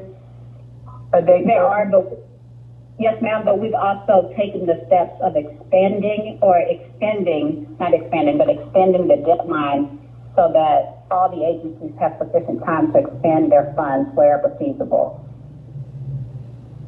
All right, thank you. Thank you. Thank you, Councilor Marchand. Any other questions or comments? All right. Thank you very much, Commissioner. Appreciate it. Thank you, Council Member. And I would also just like to conclude by thanking the departments that work with us. It would not be possible for us to get done everything we do and the reimbursements, especially OGA and accounts payable in the CFO's office. We're just very grateful for their assistance. Noted. Thank you for showing them out. Appreciate it. Thank you. Thanks very much. All right. Next up are our ordinances for second reading. Ms. Blandini, will you start us off with item number 2? Yes, item number 2, 21-0-0296, CDP-21-032, an ordinance by Councilmember Jennifer N. Ives to amend the land use element of the 2016 Atlanta Comprehensive Development Plan so as to designate property at 1971 Ridgewood Drive, Northeast Atlanta, Georgia, 30307 to the single-family residential land use designation and for other purposes, C-21-52 NPUS Council District 6, and there is an amendment in your packet to attach the map. I'll make a motion to amend. Is there a second? Second, Brown. Motion by Westmoreland, second by Brown. Please open that vote. The vote is open. Thank you. Mr. Bond, how would you like to vote? Aye. Thank you. 7 yeas, 0 nays. The item is amended. If there are no questions or comments, I will make a motion to approve as amended. Is there a second? No, you're right. My apologies. Motion withdrawn. I'll make a motion to hold. Is there a second? Second, Brown. Motion by Westmoreland, second by Brown.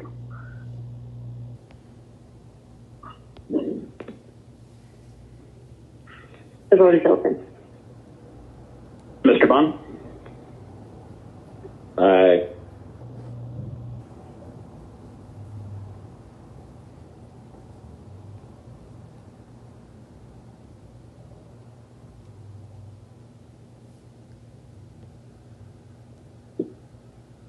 We seem to be missing one person. Ms. Shepherd, are you there?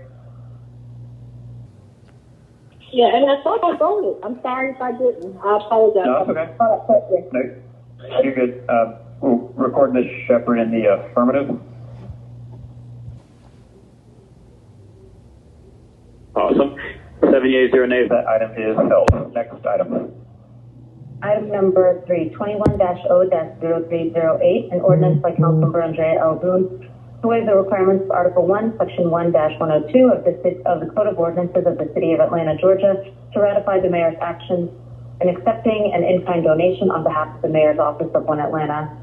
office from United Way of Greater Atlanta of Marta Breeze tickets valued at approximately $192,000.00 for the purpose of providing transportation for city residents to and from the Mercedes-Benz Stadium vaccination site in support of the City of Atlanta's outreach campaign addressing low vaccination rates amongst 31 census tracts within the City of Atlanta and for other purposes. Thank you. Any questions or comments? All right. If not, I will make a motion to approve. Is there a second? Second, Brown.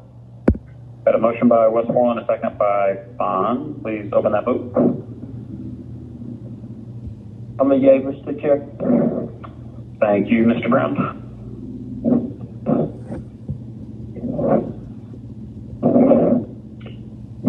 All right, now Ms. Smith is hiding. Ms. Smith, how would you like to vote? I'm on there. I pressed it. Let me look at the results. Weird. Why am I not there? I pressed yes. Yay. I believe you. Please record, Miss. There you go. 7 yeas. No, I think you're good. It's just how we roll. 7 yeas, 0 nays. That item is favorable. Next item. Item number 4, 21-0-0311, an ordinance by Councilmembers Michael Julian Bond and Antonio Brown, requesting the Executive Director of the Atlanta Urban Design Commission to nominate property located at 868 Surface East Boone Boulevard Northwest as a historic building or site and for other purposes. Mr. Bond. Move approval. Second, Brown. All right, we've got a motion by Bond and a second by Brown. Are there any questions or comments?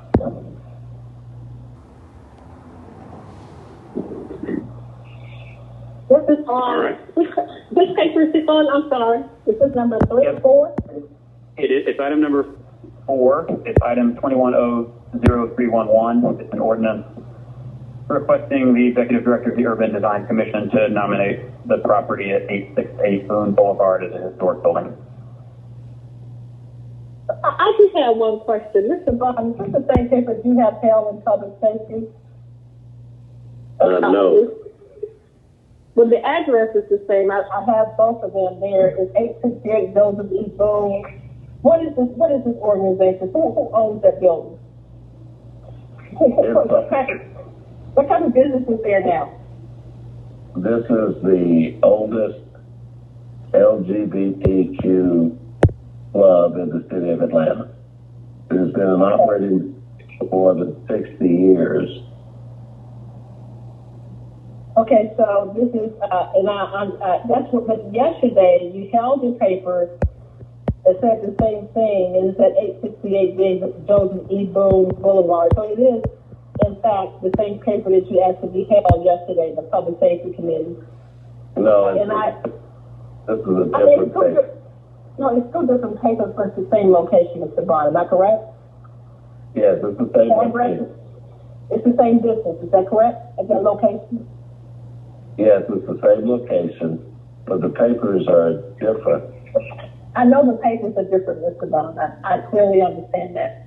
But my question is, and is this a historic building? How long has that building been there? I believe more than 50 years. Do we have any facts to that? Well, I've lived in the community 55 years, and it's been there all of my 55 years. And so we're asking for that building to be actually preserved as a historic building because of the building, not the business. Well, the business has been operating for 60 plus years. In that same building? Not in that thing. They've been in business for years, and it has operated out of that location for several decades, yes. So, but we're asking for the building to be designated that. Do the owners, the people who own the building? The Mims family. They have a corporation that owns the building. And that is the same people who own the club, is that correct? Yes. So now we're asking for it to be designated as a historic site. Yes. Okay. All right. And I'm trying to be as diplomatic as I can. This is the same building that there was some issues in reference to. It's also on our list right now as a nuisance. This property, this property is the owners of the property as a nuisance. Well, that was, you would then get into issues around the paper that's held in public safety, because those issues are in dispute. Okay, so I'm going to abstain. I can't support this because I think that there may be some concerns about this building. But thank you, Mr. Bond. I just have some concerns about this. Thank you. Well, thank you for that, but I would expect that the issues that are referenced in the paper in public safety were addressed in a meeting, I believe, 2 years ago with the then police chief, Erica Shields. And why those issues are in dispute is because the very same issues that are contained in a complaint against this location, where the chief of police told the family and the owners of the building 2 years ago that they need not worry about those complaints. They addressed them, they investigated, and the Atlanta police said in a public meeting that those allegations were unfounded. But yet, 2 years later, the very same allegations that were said in public, told to the owners and with council members present that were unfounded, were then put in the form of a complaint to the surprise of everyone. And so that's the paper that's in public safety. And so now there are several, I think the cases may be getting dismissed, I don't know, but it would put council members in the position, and this is why yesterday in public safety I said we would probably have to go into executive session to discuss that paper, because it would force several members of the city council to testify against the city of Atlanta for their false allegations that they made against this property owner. But that's the reason, Mr. Bond, that I have some concerns about this. And so to that point, until that's resolved, I have concerns about doing that. The people who own this building are the same people at that location who have the club. Is that correct? Yes, that's correct. It's one and the same.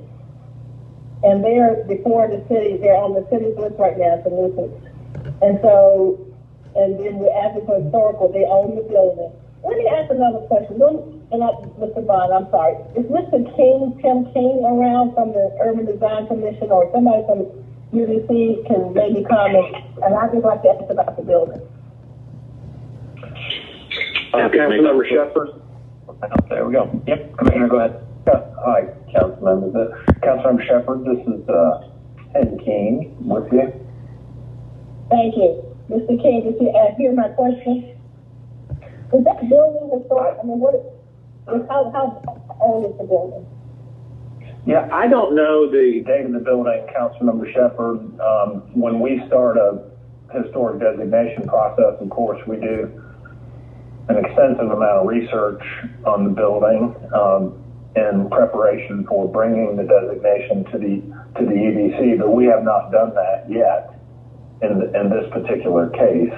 As you know, Councilmember, the historic designation has to do with protection of the building from demolition or from alterations that would jeopardize its historic characteristics. That's what the EDC designation does, and we haven't begun that investigation into the history of this building yet. So this is an ordinance asking you, the director of the Urban Design Commission, not you, to nominate this property as a historic building. but we don't know if it's a historic building yet. And I'm going to ask another question. Would it be an ordinance or a resolution, or can we investigate it before we actually make it into an ordinance? Do you know yet? Well, that's a good point, council member. I mean, I think that is the point when it comes to this legislation, that the proper way to proceed with this would be for council to consider a resolution seeking us to do the historic research on the site and bring it to the UDC for consideration, rather than an ordinance. That resolution is the proper format legislatively here, and so I think that's you've put your finger on a very important aspect of this. Well, I know I've had some properties in my community that want to be slated as historic. I didn't do an ordinance for it. I just basically asked for you all to investigate it, and you came back and said yay or nay to it. And so and that's determined if it's historic, the whole process and procedure. So I just have some concerns. And so to that point, you answered my question. Thank you, Commissioner King. All right, thank you, Councilmember Shepherd. Ms. Smith. Why isn't this in zoning? I'm sorry, but this is a zoning paper. We do historic and all that in zoning because it needs to go through the neighborhood, the NVU. I don't know what it's doing over here. I mean, I don't know, but it's supposed to be in the zoning committee, in my opinion. Can we ask Mr. Bond, do you want to answer that question, or do you want me to call it law? Because it wasn't Monday. I'll be glad to answer your question. The paper is in this committee because this is where the president of the city council referred it. And as far as historical designated papers only going to the zoning committee, that is or true. Also, just to make a further point, whether or not a paper should be a resolution or ordinance, as the form is, as for the intention or action of the city council to take it in appropriate form. There's nothing in the code, there's nothing in our charter, there's nothing in the state constitution or the state code that prevents us from introducing this legislation and expressing the intention of the city council in this appropriate form. So those are not valid concerns.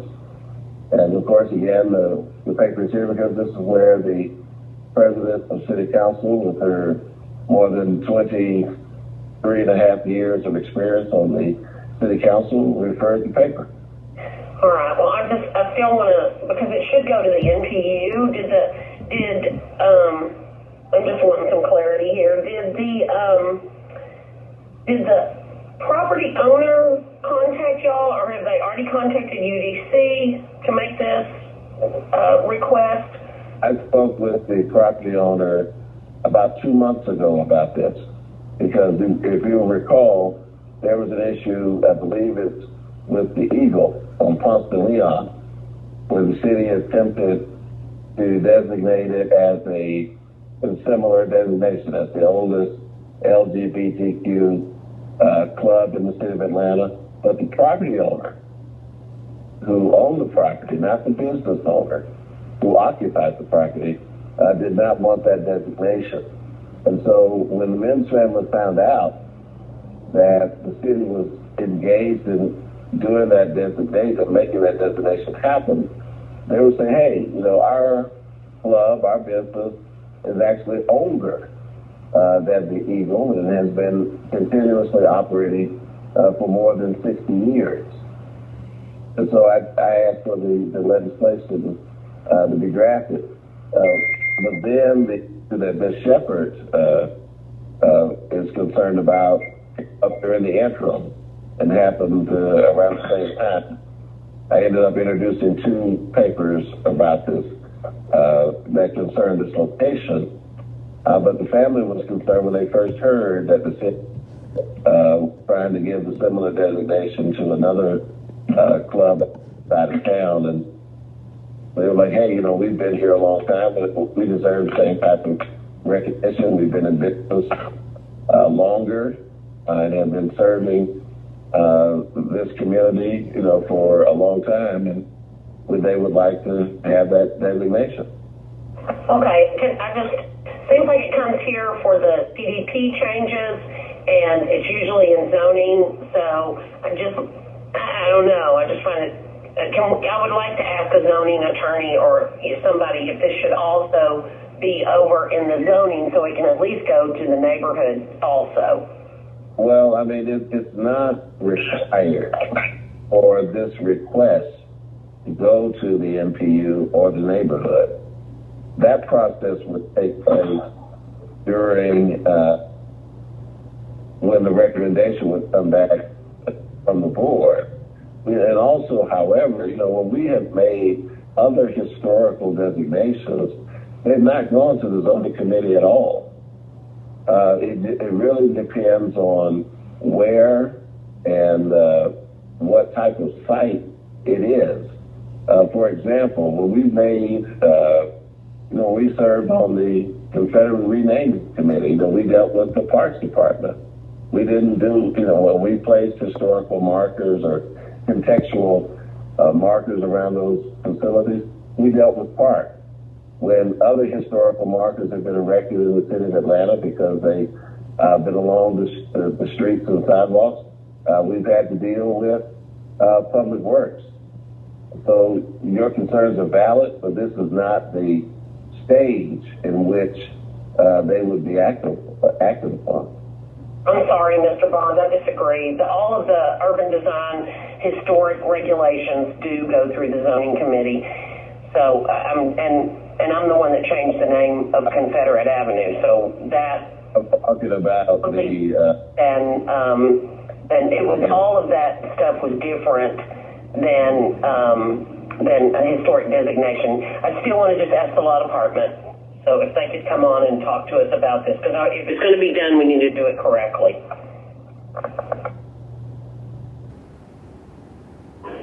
Mr. Chair. Yes, ma'am. Law department. Who's here, and let's go. Chair Westmoreland, this is Jonathan Futrell from the law department. Awesome. Thank you, Mr. Futrell. Absolutely. So, Councilmember Smith and Councilmember Bond, in this instance, you're actually both correct. The process starts in the zoning code through the provision that we're talking about here. It says that certain people can nominate a property as historic, and then Commissioner Keene's team, including the Executive Director of the Urban Design Commission, gets that process started. The property owner can file an application to request that process to start. The Executive Director can do it on his own, and Council can request that an application be filed as well. Per Section 1620.005, A1, 2, and 3, that lays out the process for how Council files these requests. Here, per the Code of Ordinances, specifically 1620.005A2, when Council files an application, it states that applications by City Council shall be in form of a resolution requesting that the Director initiate the nomination. What happens after that is then the Executive Director in DCP will get to work and eventually file an application before the Urban Design Commission. Then it's up to the Urban Design Commission to agree whether or not this property deserves the historic protection. If it does, then at that point a separate rezoning paper will be created that would go through the full zoning procedures law, NPU, zoning review board process. This paper itself is not a paper to rezone the property. This is just a paper to file that application and get that process started.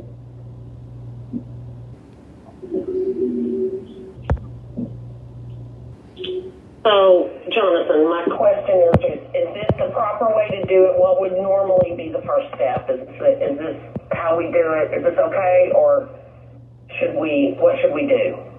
Well, council can act. Again, council, in the code, council has the ability to request that the Urban Design Commission that the executive director prepare an application. But again, what the code says is that the application from council should be in the form of a resolution. And again, that's 1620-005A2 is what the historic chapter within the zoning ordinance states.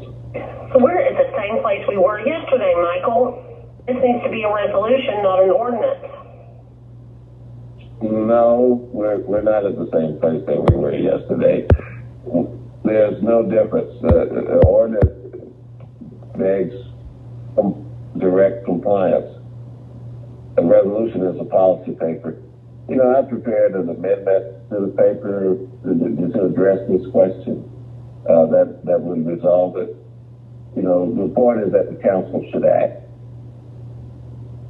And, you know, when I came on the council back in '94, for every position that the city took, whether it was an ordinance and resolution, there was always an accompanying ordinance or an accompanying resolution. And that practice has fallen off, but it hasn't been disallowed by the code. So we're only seeking to have these folks begin the process of seeking a historic designation. It doesn't change any zoning. It doesn't harm anyone to have it take the form of a resolution. And of course, I have a amendment prepared that would make it more palatable to some of the members. Okay, well, Ms. still has the floor. I'm not taking it away from you. Okay, thank you. Mr. Brown is here and has a question or comment. Ms. Wilson-Jacks would like to be recognized, and then the law department maybe again. So Mr. Brown, why don't you go next, and then Ms. Wilson-Jacks. Mr. Chair, I can go after Ms. Jackson and the law department before I make my statement. Good deal. Ms. Jackson. Thank you so much, Mr. Chair. Thank you, Mr. Brown, for yielding. I just wanted to speak on this because, as many of you know, I bring over 15 years to the table as the previous zoning administrator for the city of Atlanta. So I just wanted to speak to the process and speak to the code, and what Ms. Smith said and what Ms. Shepherd said is kind of like we are at the same place as we were yesterday, dealing with an ordinance versus a resolution. But in this case, the code specifically says that applications by the city council shall be in the form of a resolution requesting that the director initiate a nomination. So in this particular case, the code dictates the format. Let me also say that in my years of experience with the city, we have always been very open to analyzing, researching the historical significance of a structure. And if that historic preservation division deems that it meets that criteria, we have seen in our time here that it moves forward. I also want to speak to the contextual reference that Mr. Bond said, because I actually represented the mayor's office on that commission, working with Ms. Smith, and she led that initiative on Confederate as well as the contextual description of properties in Piedmont Park. And the difference was it was not a historic designation. It did not go to the community, but what we ended up doing was having detailed discussions with the Urban Design Commission staff so that they understood that we weren't trying to change any kind of historical significance or put a designation on that property, but make it a situation where people understood why these events happened, so that it was more palatable for the public. There's a difference here with this. This is actually a designation of a building.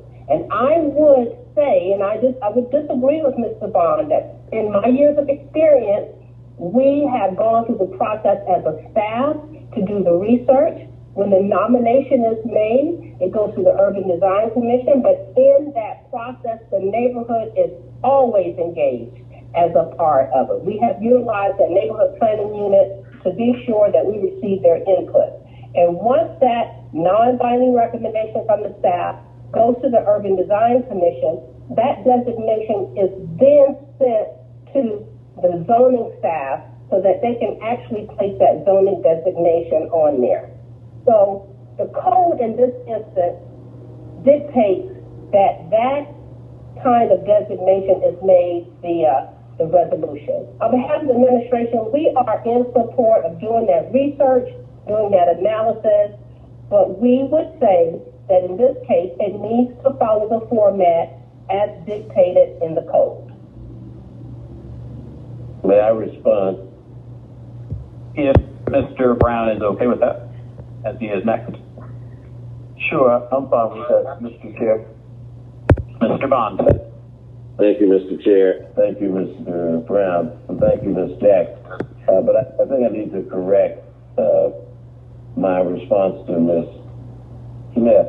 I was not saying that the community should not be involved.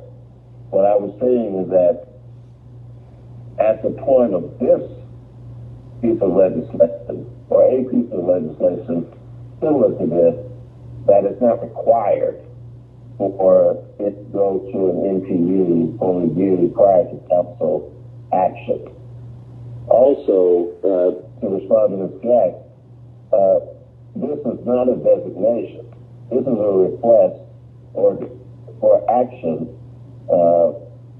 for the administrator of this board. We're not redesignating anything. The request is simply coming in the form of an ordinance. And as I mentioned a few moments ago, I have an amendment that I think that will resolve this issue as to whether or not it's a resolution or an ordinance to be introduced at the appropriate time. Thank you. All right, we're going to go back to Ms. Jack for a second, and assuming Mr. Brown's okay with that, and then Mr. Brown. Thank you, Mr. Chair. Thank you, Mr. Brown, for yielding.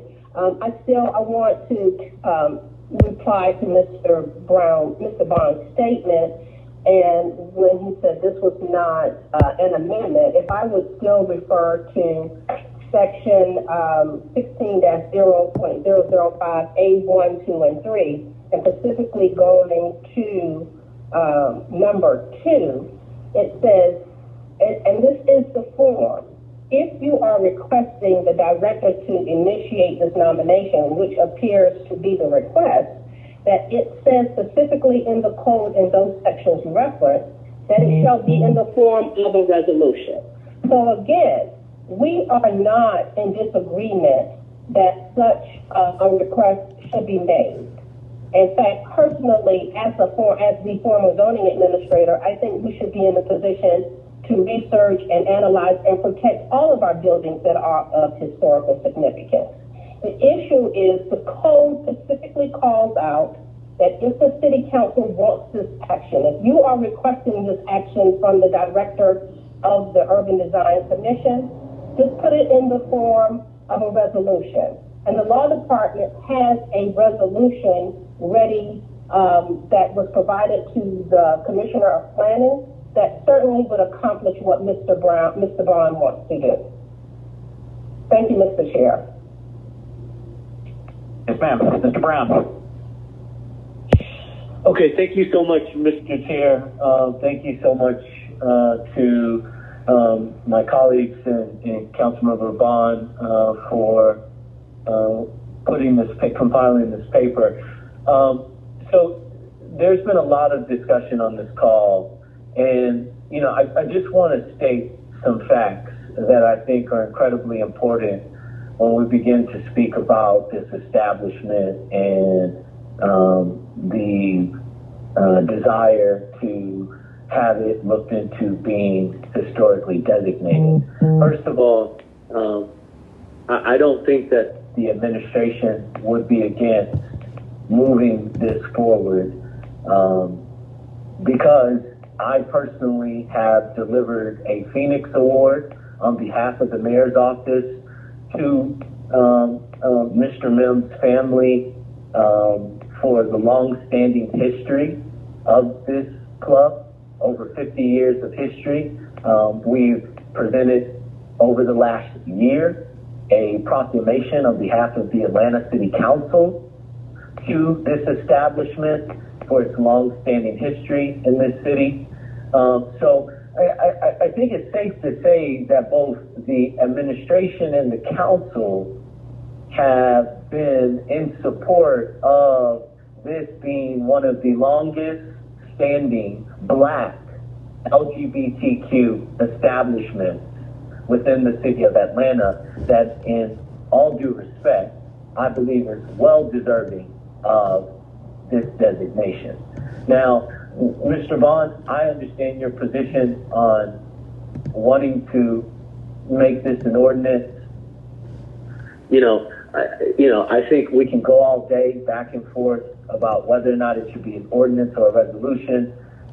They specifically stated that this should be a resolution. I'm of the position that if this needs to be a resolution, there's a resolution standing that we can bring forth and get this moving forward. I don't think anyone is of the posture to pass a resolution and not move forward with this historic designation within the process set forth within, the city code. I just don't think that we should continue to dwell on this when everyone is saying the same thing. They're just saying that we just need to correct the process. So, Mr. Vaughn, just in a good faith measure, if you are willing to support this, I will stand beside you and move this forward. If we can go ahead and just introduce and bring forth a resolution to discontinue all of this continuous back and forth and eventually getting nowhere when we're all on the same page with what needs to happen here. So, Mr. Brown, I guess I can respond, Mr. Chair? Yes, sir. Well, thank you, Mr. Chair. And thank you, Mr. Brown, for that, for your comment. My point being, I have an amendment to waive that section of the code, specifically about whether or not they ask to the form. So the important thing, as you point out, is making the request.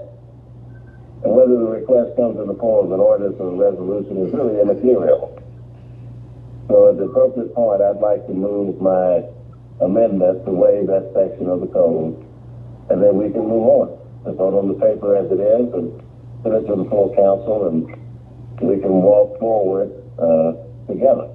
Because, I think it's also interesting, Mr. Brown, and I'm glad that you and others have been in communication, obviously, with the administration about this issue and the law department and others.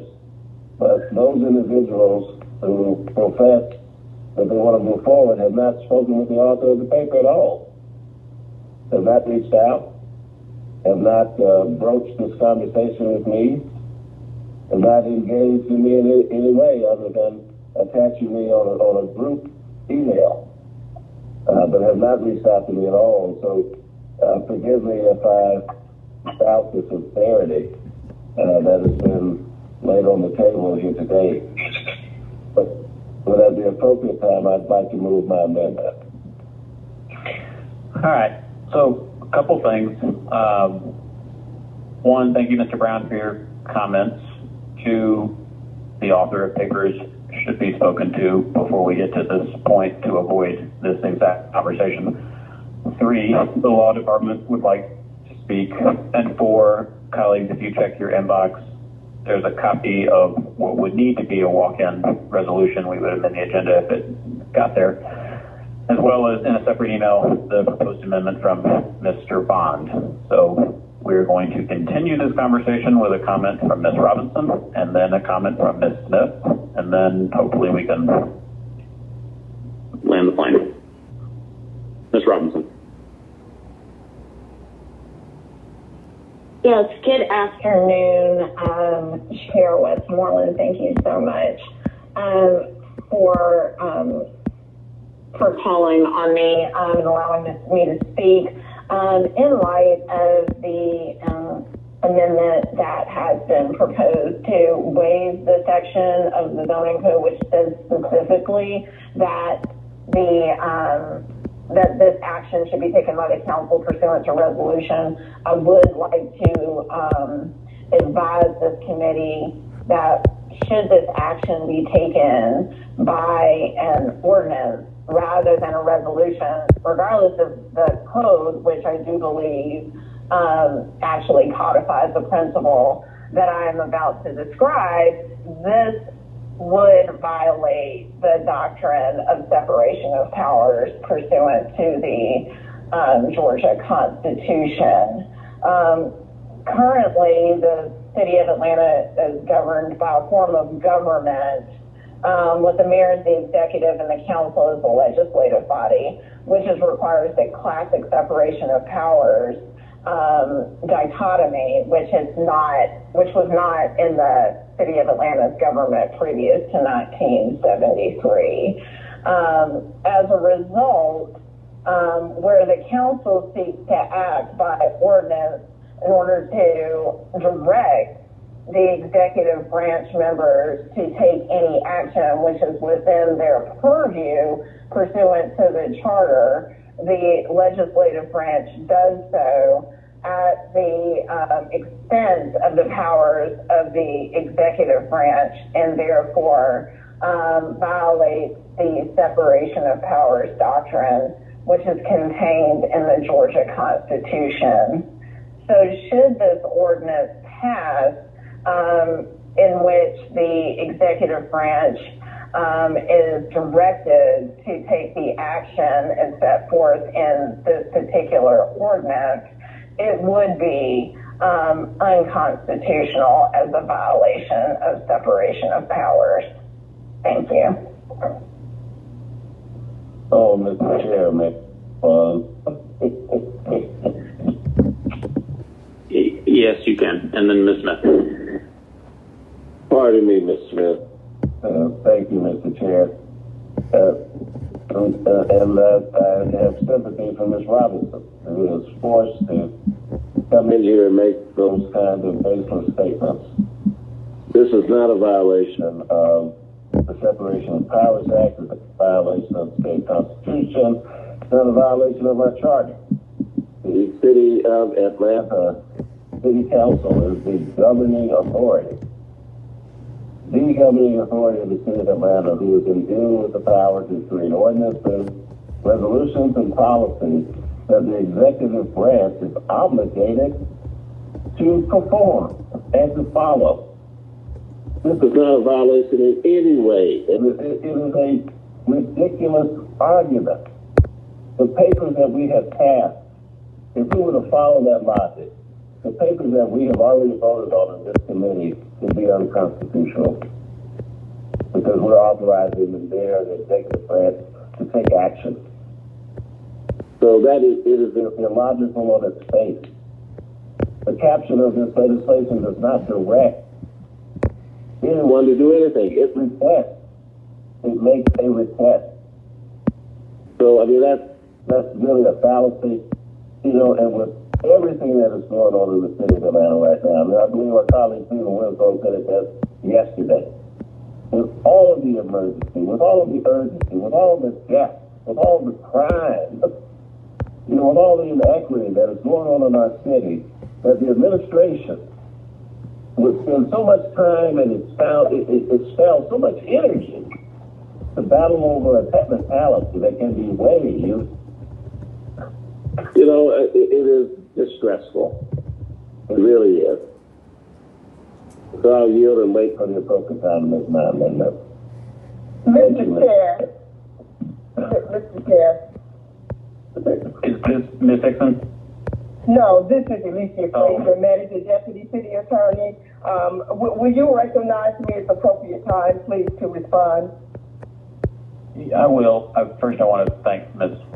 Robinson for her comments in this meeting, as I have always found her to provide very helpful legal insight over the last 3.5 years. And with that, I'll recognize Ms. Fraser, assuming that Ms. Smith yields because she is next in line. Sure. I'm Googling, so I've done a little research here, so I'm just, when you're ready for me, just let me know. Thank you, Councilor Member Smith and Chair Westmoreland. Like you, want to recognize the work of Ms. Robinson on behalf of the council of the 3 years that I've been here.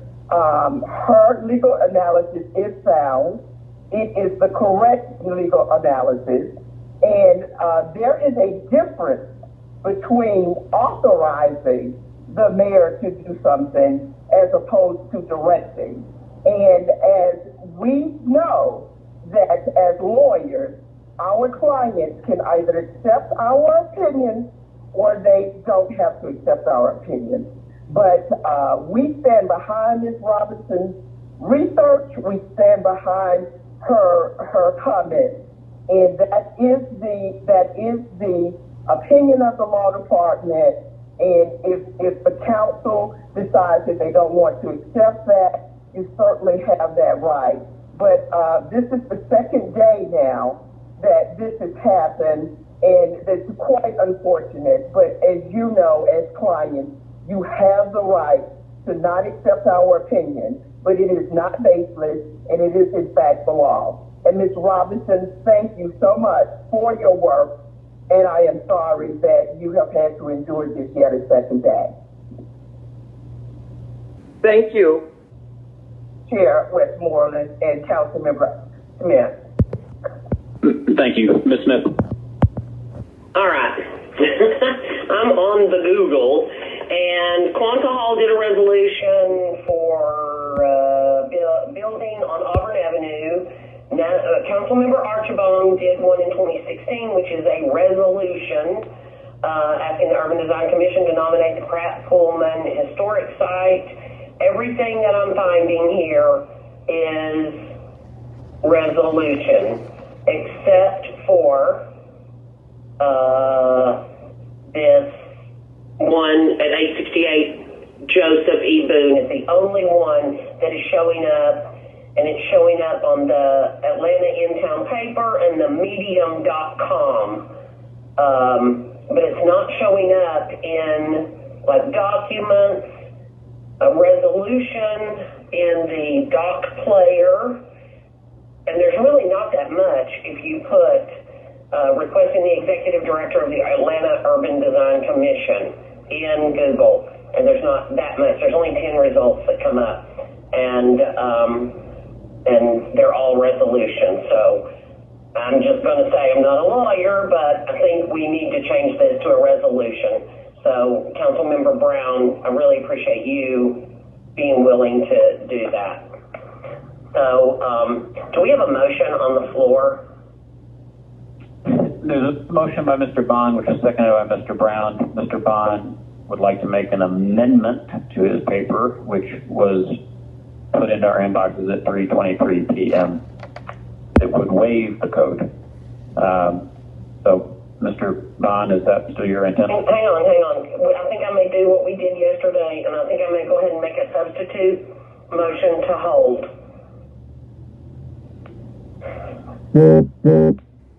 Do I have a second? Sure. I'll second that, Mr. Bond. What's your point of order?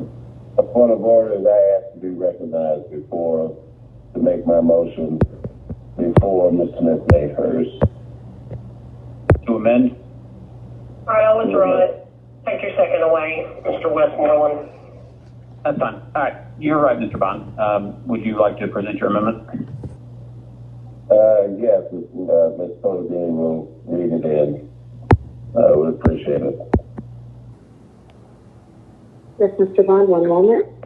It is, the amendment reads, an ordinance by Councilmembers Michael Julian Hawks and Antonio Brown, as amended by Community Development Human Services Committee, waiving Part 3, Land Development Code, Part 16, Zoning, Chapter 20, HC Historic and Cultural Conservation Districts, Section 16-20.005, Nominations, A, Applications, subsections 1, 2, and 3 of the City of Atlanta Code of Ordinances, and requesting the Executive Director of the Atlanta Urban Design Commission to nominate property located at 868 Joseph E. Boone Boulevard Northwest as a historic building or site and for the purposes. I'd like to move that amendment, Mr. Chair, and also to say that this ordinance does not direct any person to do anything to make a request of the Director of the Urban Design Commission. It does not violate the state law. It does not violate our charter. It does not violate separation of powers. And of course, that is my opinion. And I believe that it should be evidence on its face. But before the amendment is acted upon, if Ms. Robinson feels, or those who feel that I've cited Ms. Robinson, that was not my intention. And I have a great amount of respect for Ms. Robinson. I know that many of you worked with her for 3.5 years. I've worked for her for 13.5 years. And have found her opinions to be helpful, useful, and have depended upon her to have written legislation and to have given me sound legal advice. But it is in this instance that I disagree with the opinion that she offered. No slight was intended upon her professionalism or her person. And for that, I have no problem issuing a public apology if one is warranted and is of merit. I did not seek to offend her in any way, but I did take offense at the opinion that she presented, but not on her person or her professional reputation. And so with that, I will make a public apology. And so to the amendment, however, I believe this resolves the issue. The Atlanta City Council has the ability to waive sections of the code. This amendment would do that, and we can move the legislation forward. Members and others have stated that they are in support of this intent, and though that is form, and this should resolve the issue of the form.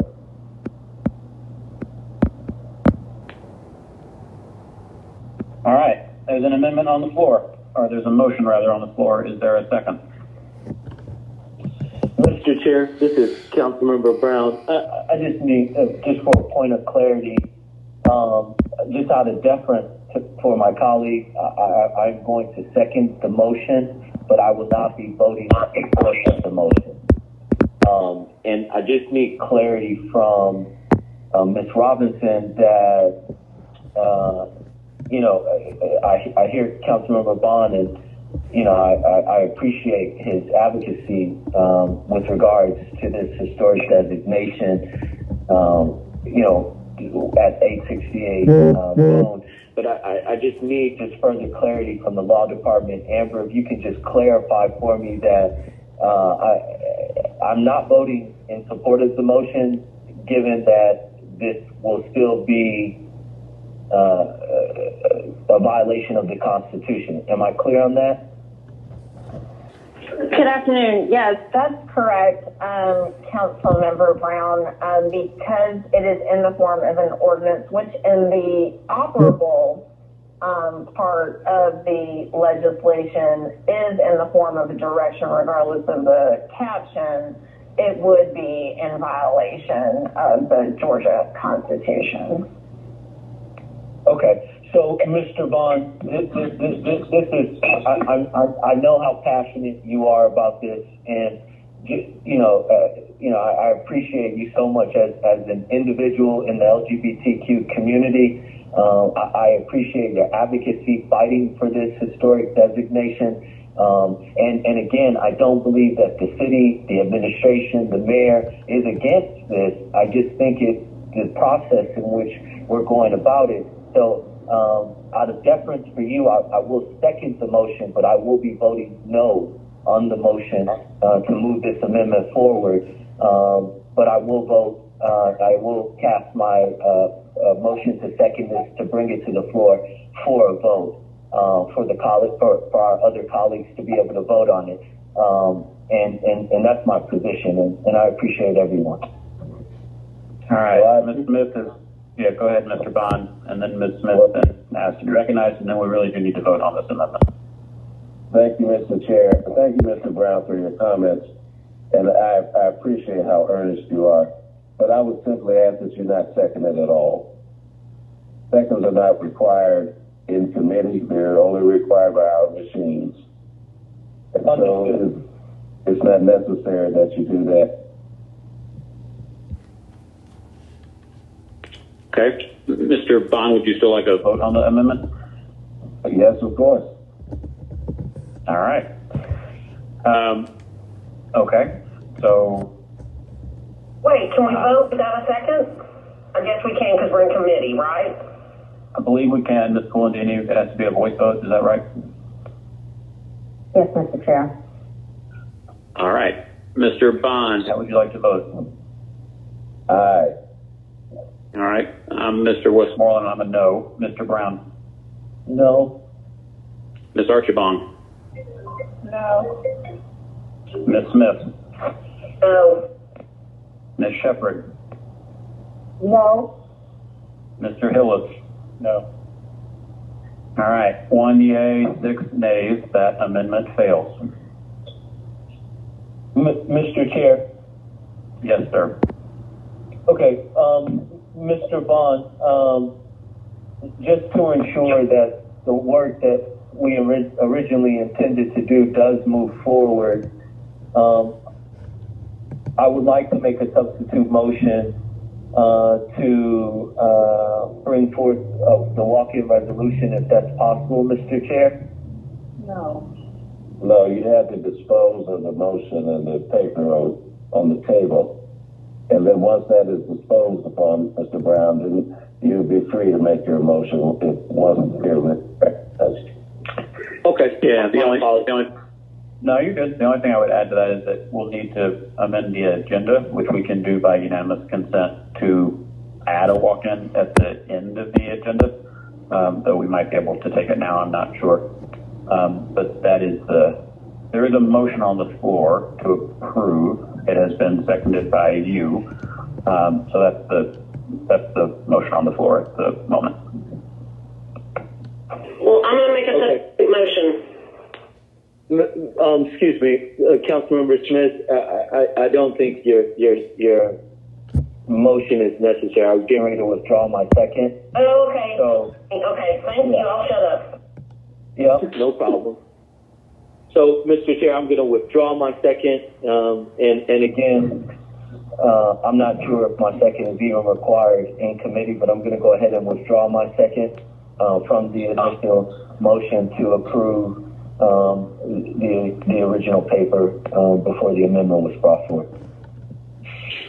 Okay, thank you for stating that. The second's been withdrawn. Mr. Bond, your motion is still on the floor unless you would like to do something about that.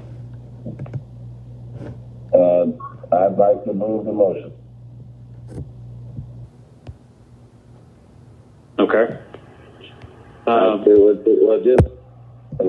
like, in speaking to it, the City Council has acted in this manner before.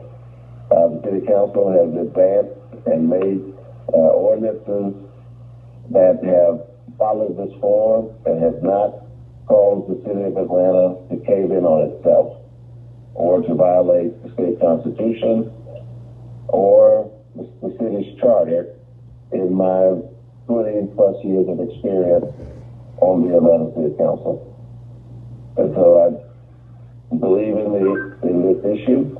I've seen it happen in my experience. And I would hope that the members of the council join me in supporting this paper.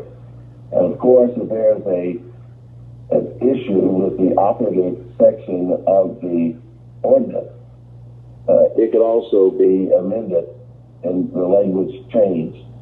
But for those who say that they, well, I'll put it like this.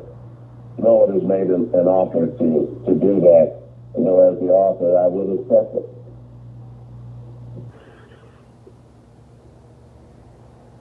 Okay, can I make a substitute motion to hold?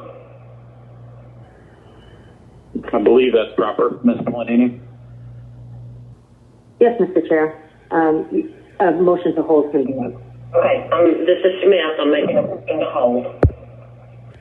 Okay, I will second that. Substitute motion to hold. I'm trying to get it right. Any discussion?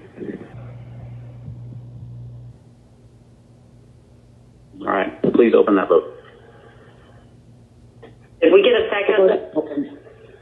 Yeah, it was from the chair. Okay. Mr. Bond, how would you like to vote? Nay. Mr. Brown? Nay. Ms. Archibong? The motion is to hold. Yes, ma'am. Yes.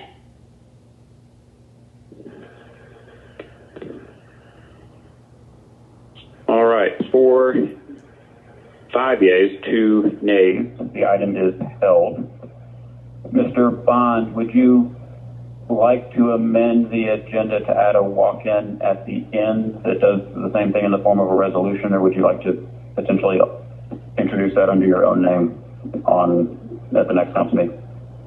I respectfully decline, Mr. Chair. Noted. Thank you. Okay. Offer. Sure. No, you're welcome. Item number 5. Mr. Chair, before we continue, can I just get some clarity? Sure. Councilmember Bond, are you planning to introduce a resolution at the next? I just want to make sure I know what your intent is.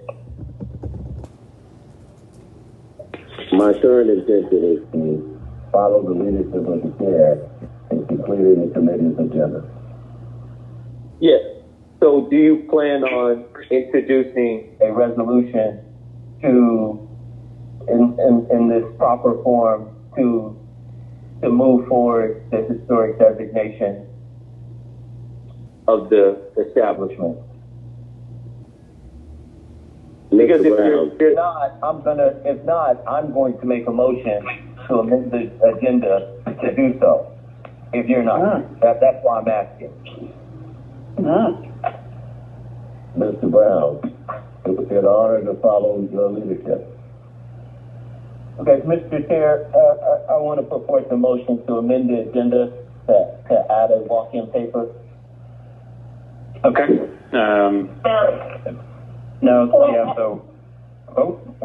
Go team. All right, so a couple things. One, there's a motion by Mr. Brown. I believe there's a second by Smith. I was going to do it on unanimous consent without any questions or objections, but Ms. Archibong seems to have a comment. Now, this is Ms. Shepherd. My apologies. Man, I've been messing y'all up all day. Ms. Shepherd. So why is it necessary that we have to do it today? Why can't we just go ahead and leave it where it is and let Mr.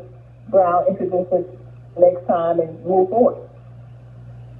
Is there any reason why we just got to do it today? I'll let Mr. Brown answer that. Councilmember Shepherd, one, I think it's important that this moves forward. This has been something that has been in the works for a very long time with the property owners,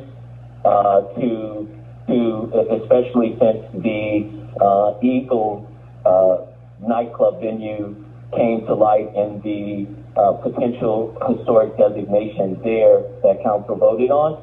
And I think we've just spent all of this time going back and forth about a historic designation that we all agreed, or for the most part, we all agreed was a process that we should pursue. And, you know, if we have the opportunity where there's a resolution readily available to bring forth and add to this agenda, I don't see why we wouldn't do so.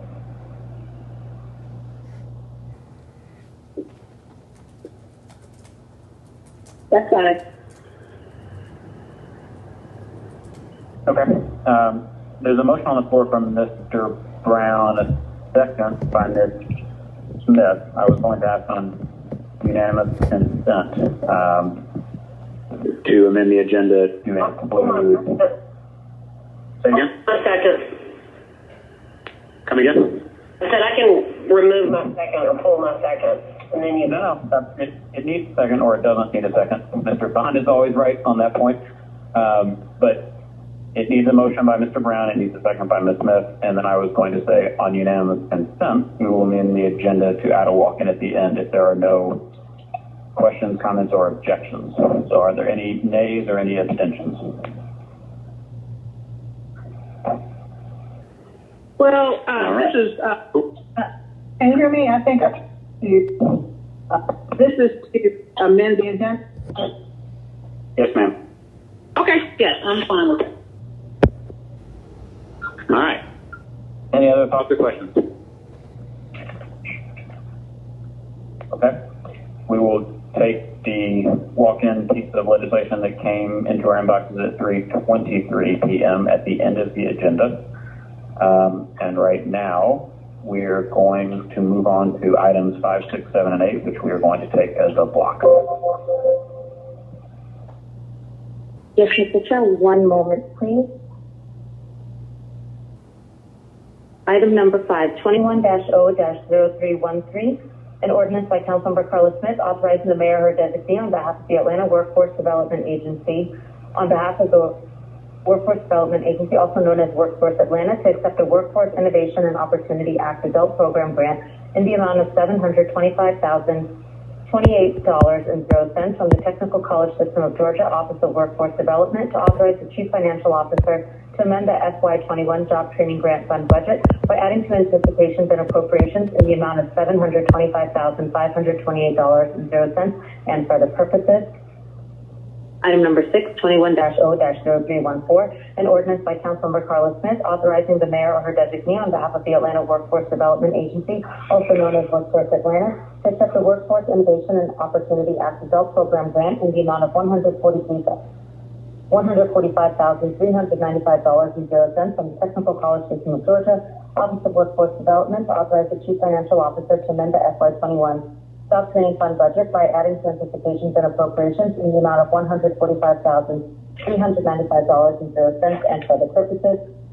Item number 7, 21-0-0315, an ordinance by Councilmember Carla Smith authorizing the mayor or her designee on behalf of the Atlanta Workforce Development Agency, also known as Workforce Atlanta, to accept the Workforce Innovation and Opportunity Act Dislocated Worker Program Grant in the amount of $1,082,007.00 from the Technical College System of Georgia Office of Workforce Development, to authorize the Chief Financial Officer to amend the FY21 Job Training Grant Fund budget by adding to anticipations and appropriations in the amount of $1,082,007.00 and for the purposes.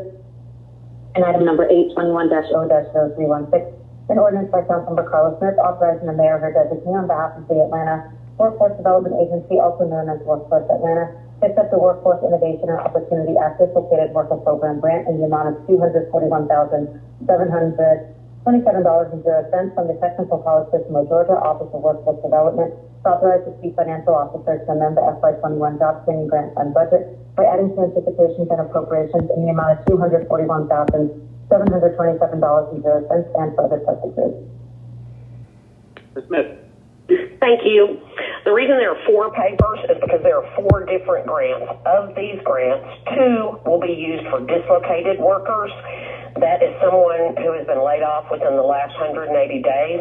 And then 2 of the grants are for adults, low-income, homeless, or unemployed individuals. The Workforce Innovation and Opportunity Act is the primary federal workforce development legislation that is designed to help job seekers access employment, education, training, and support services.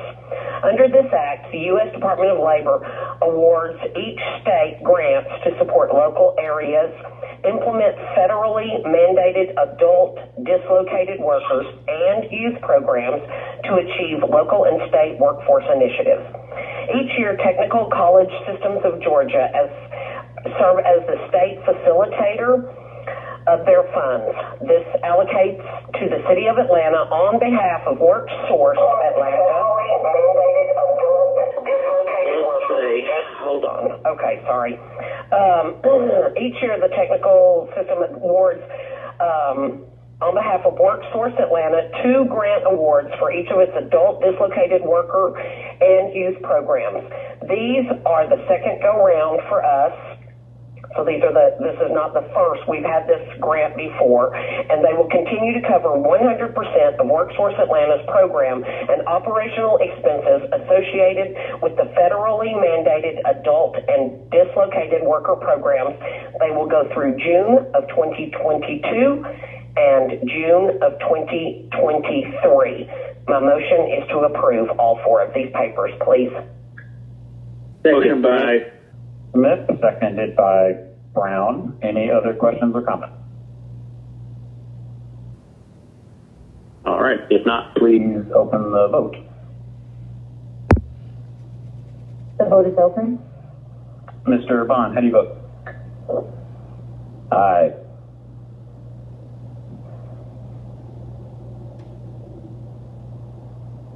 Mr. Archibald, how do you vote? Yes. 7 yeas, 0 nays. Those items are favorable. We have one held item, colleagues. This item number 13, Ms. Melindy.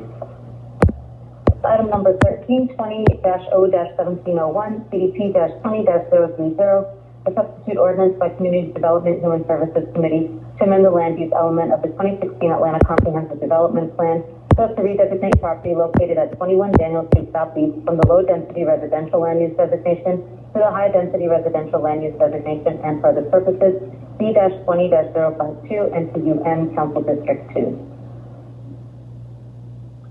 Thank you. I'll make a motion to approve. Is there a second? Second, Brown. Motion by Westmoreland, second by Brown. Please open that vote. Mr. Bond, how do you vote? Aye. Ms. Archibald, how do you vote? Yes.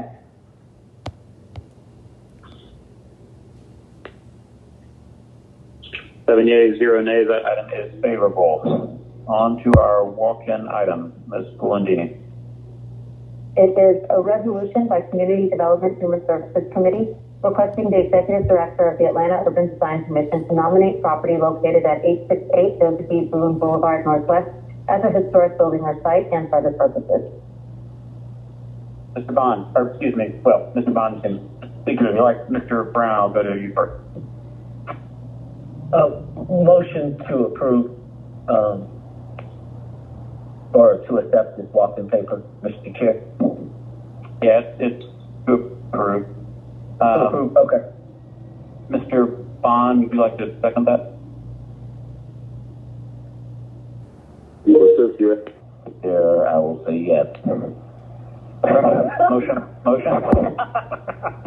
Motion by Brown, second by Bond. Any questions or comments? All right, please open that vote. The vote is open. Ms. Archibald. Yes.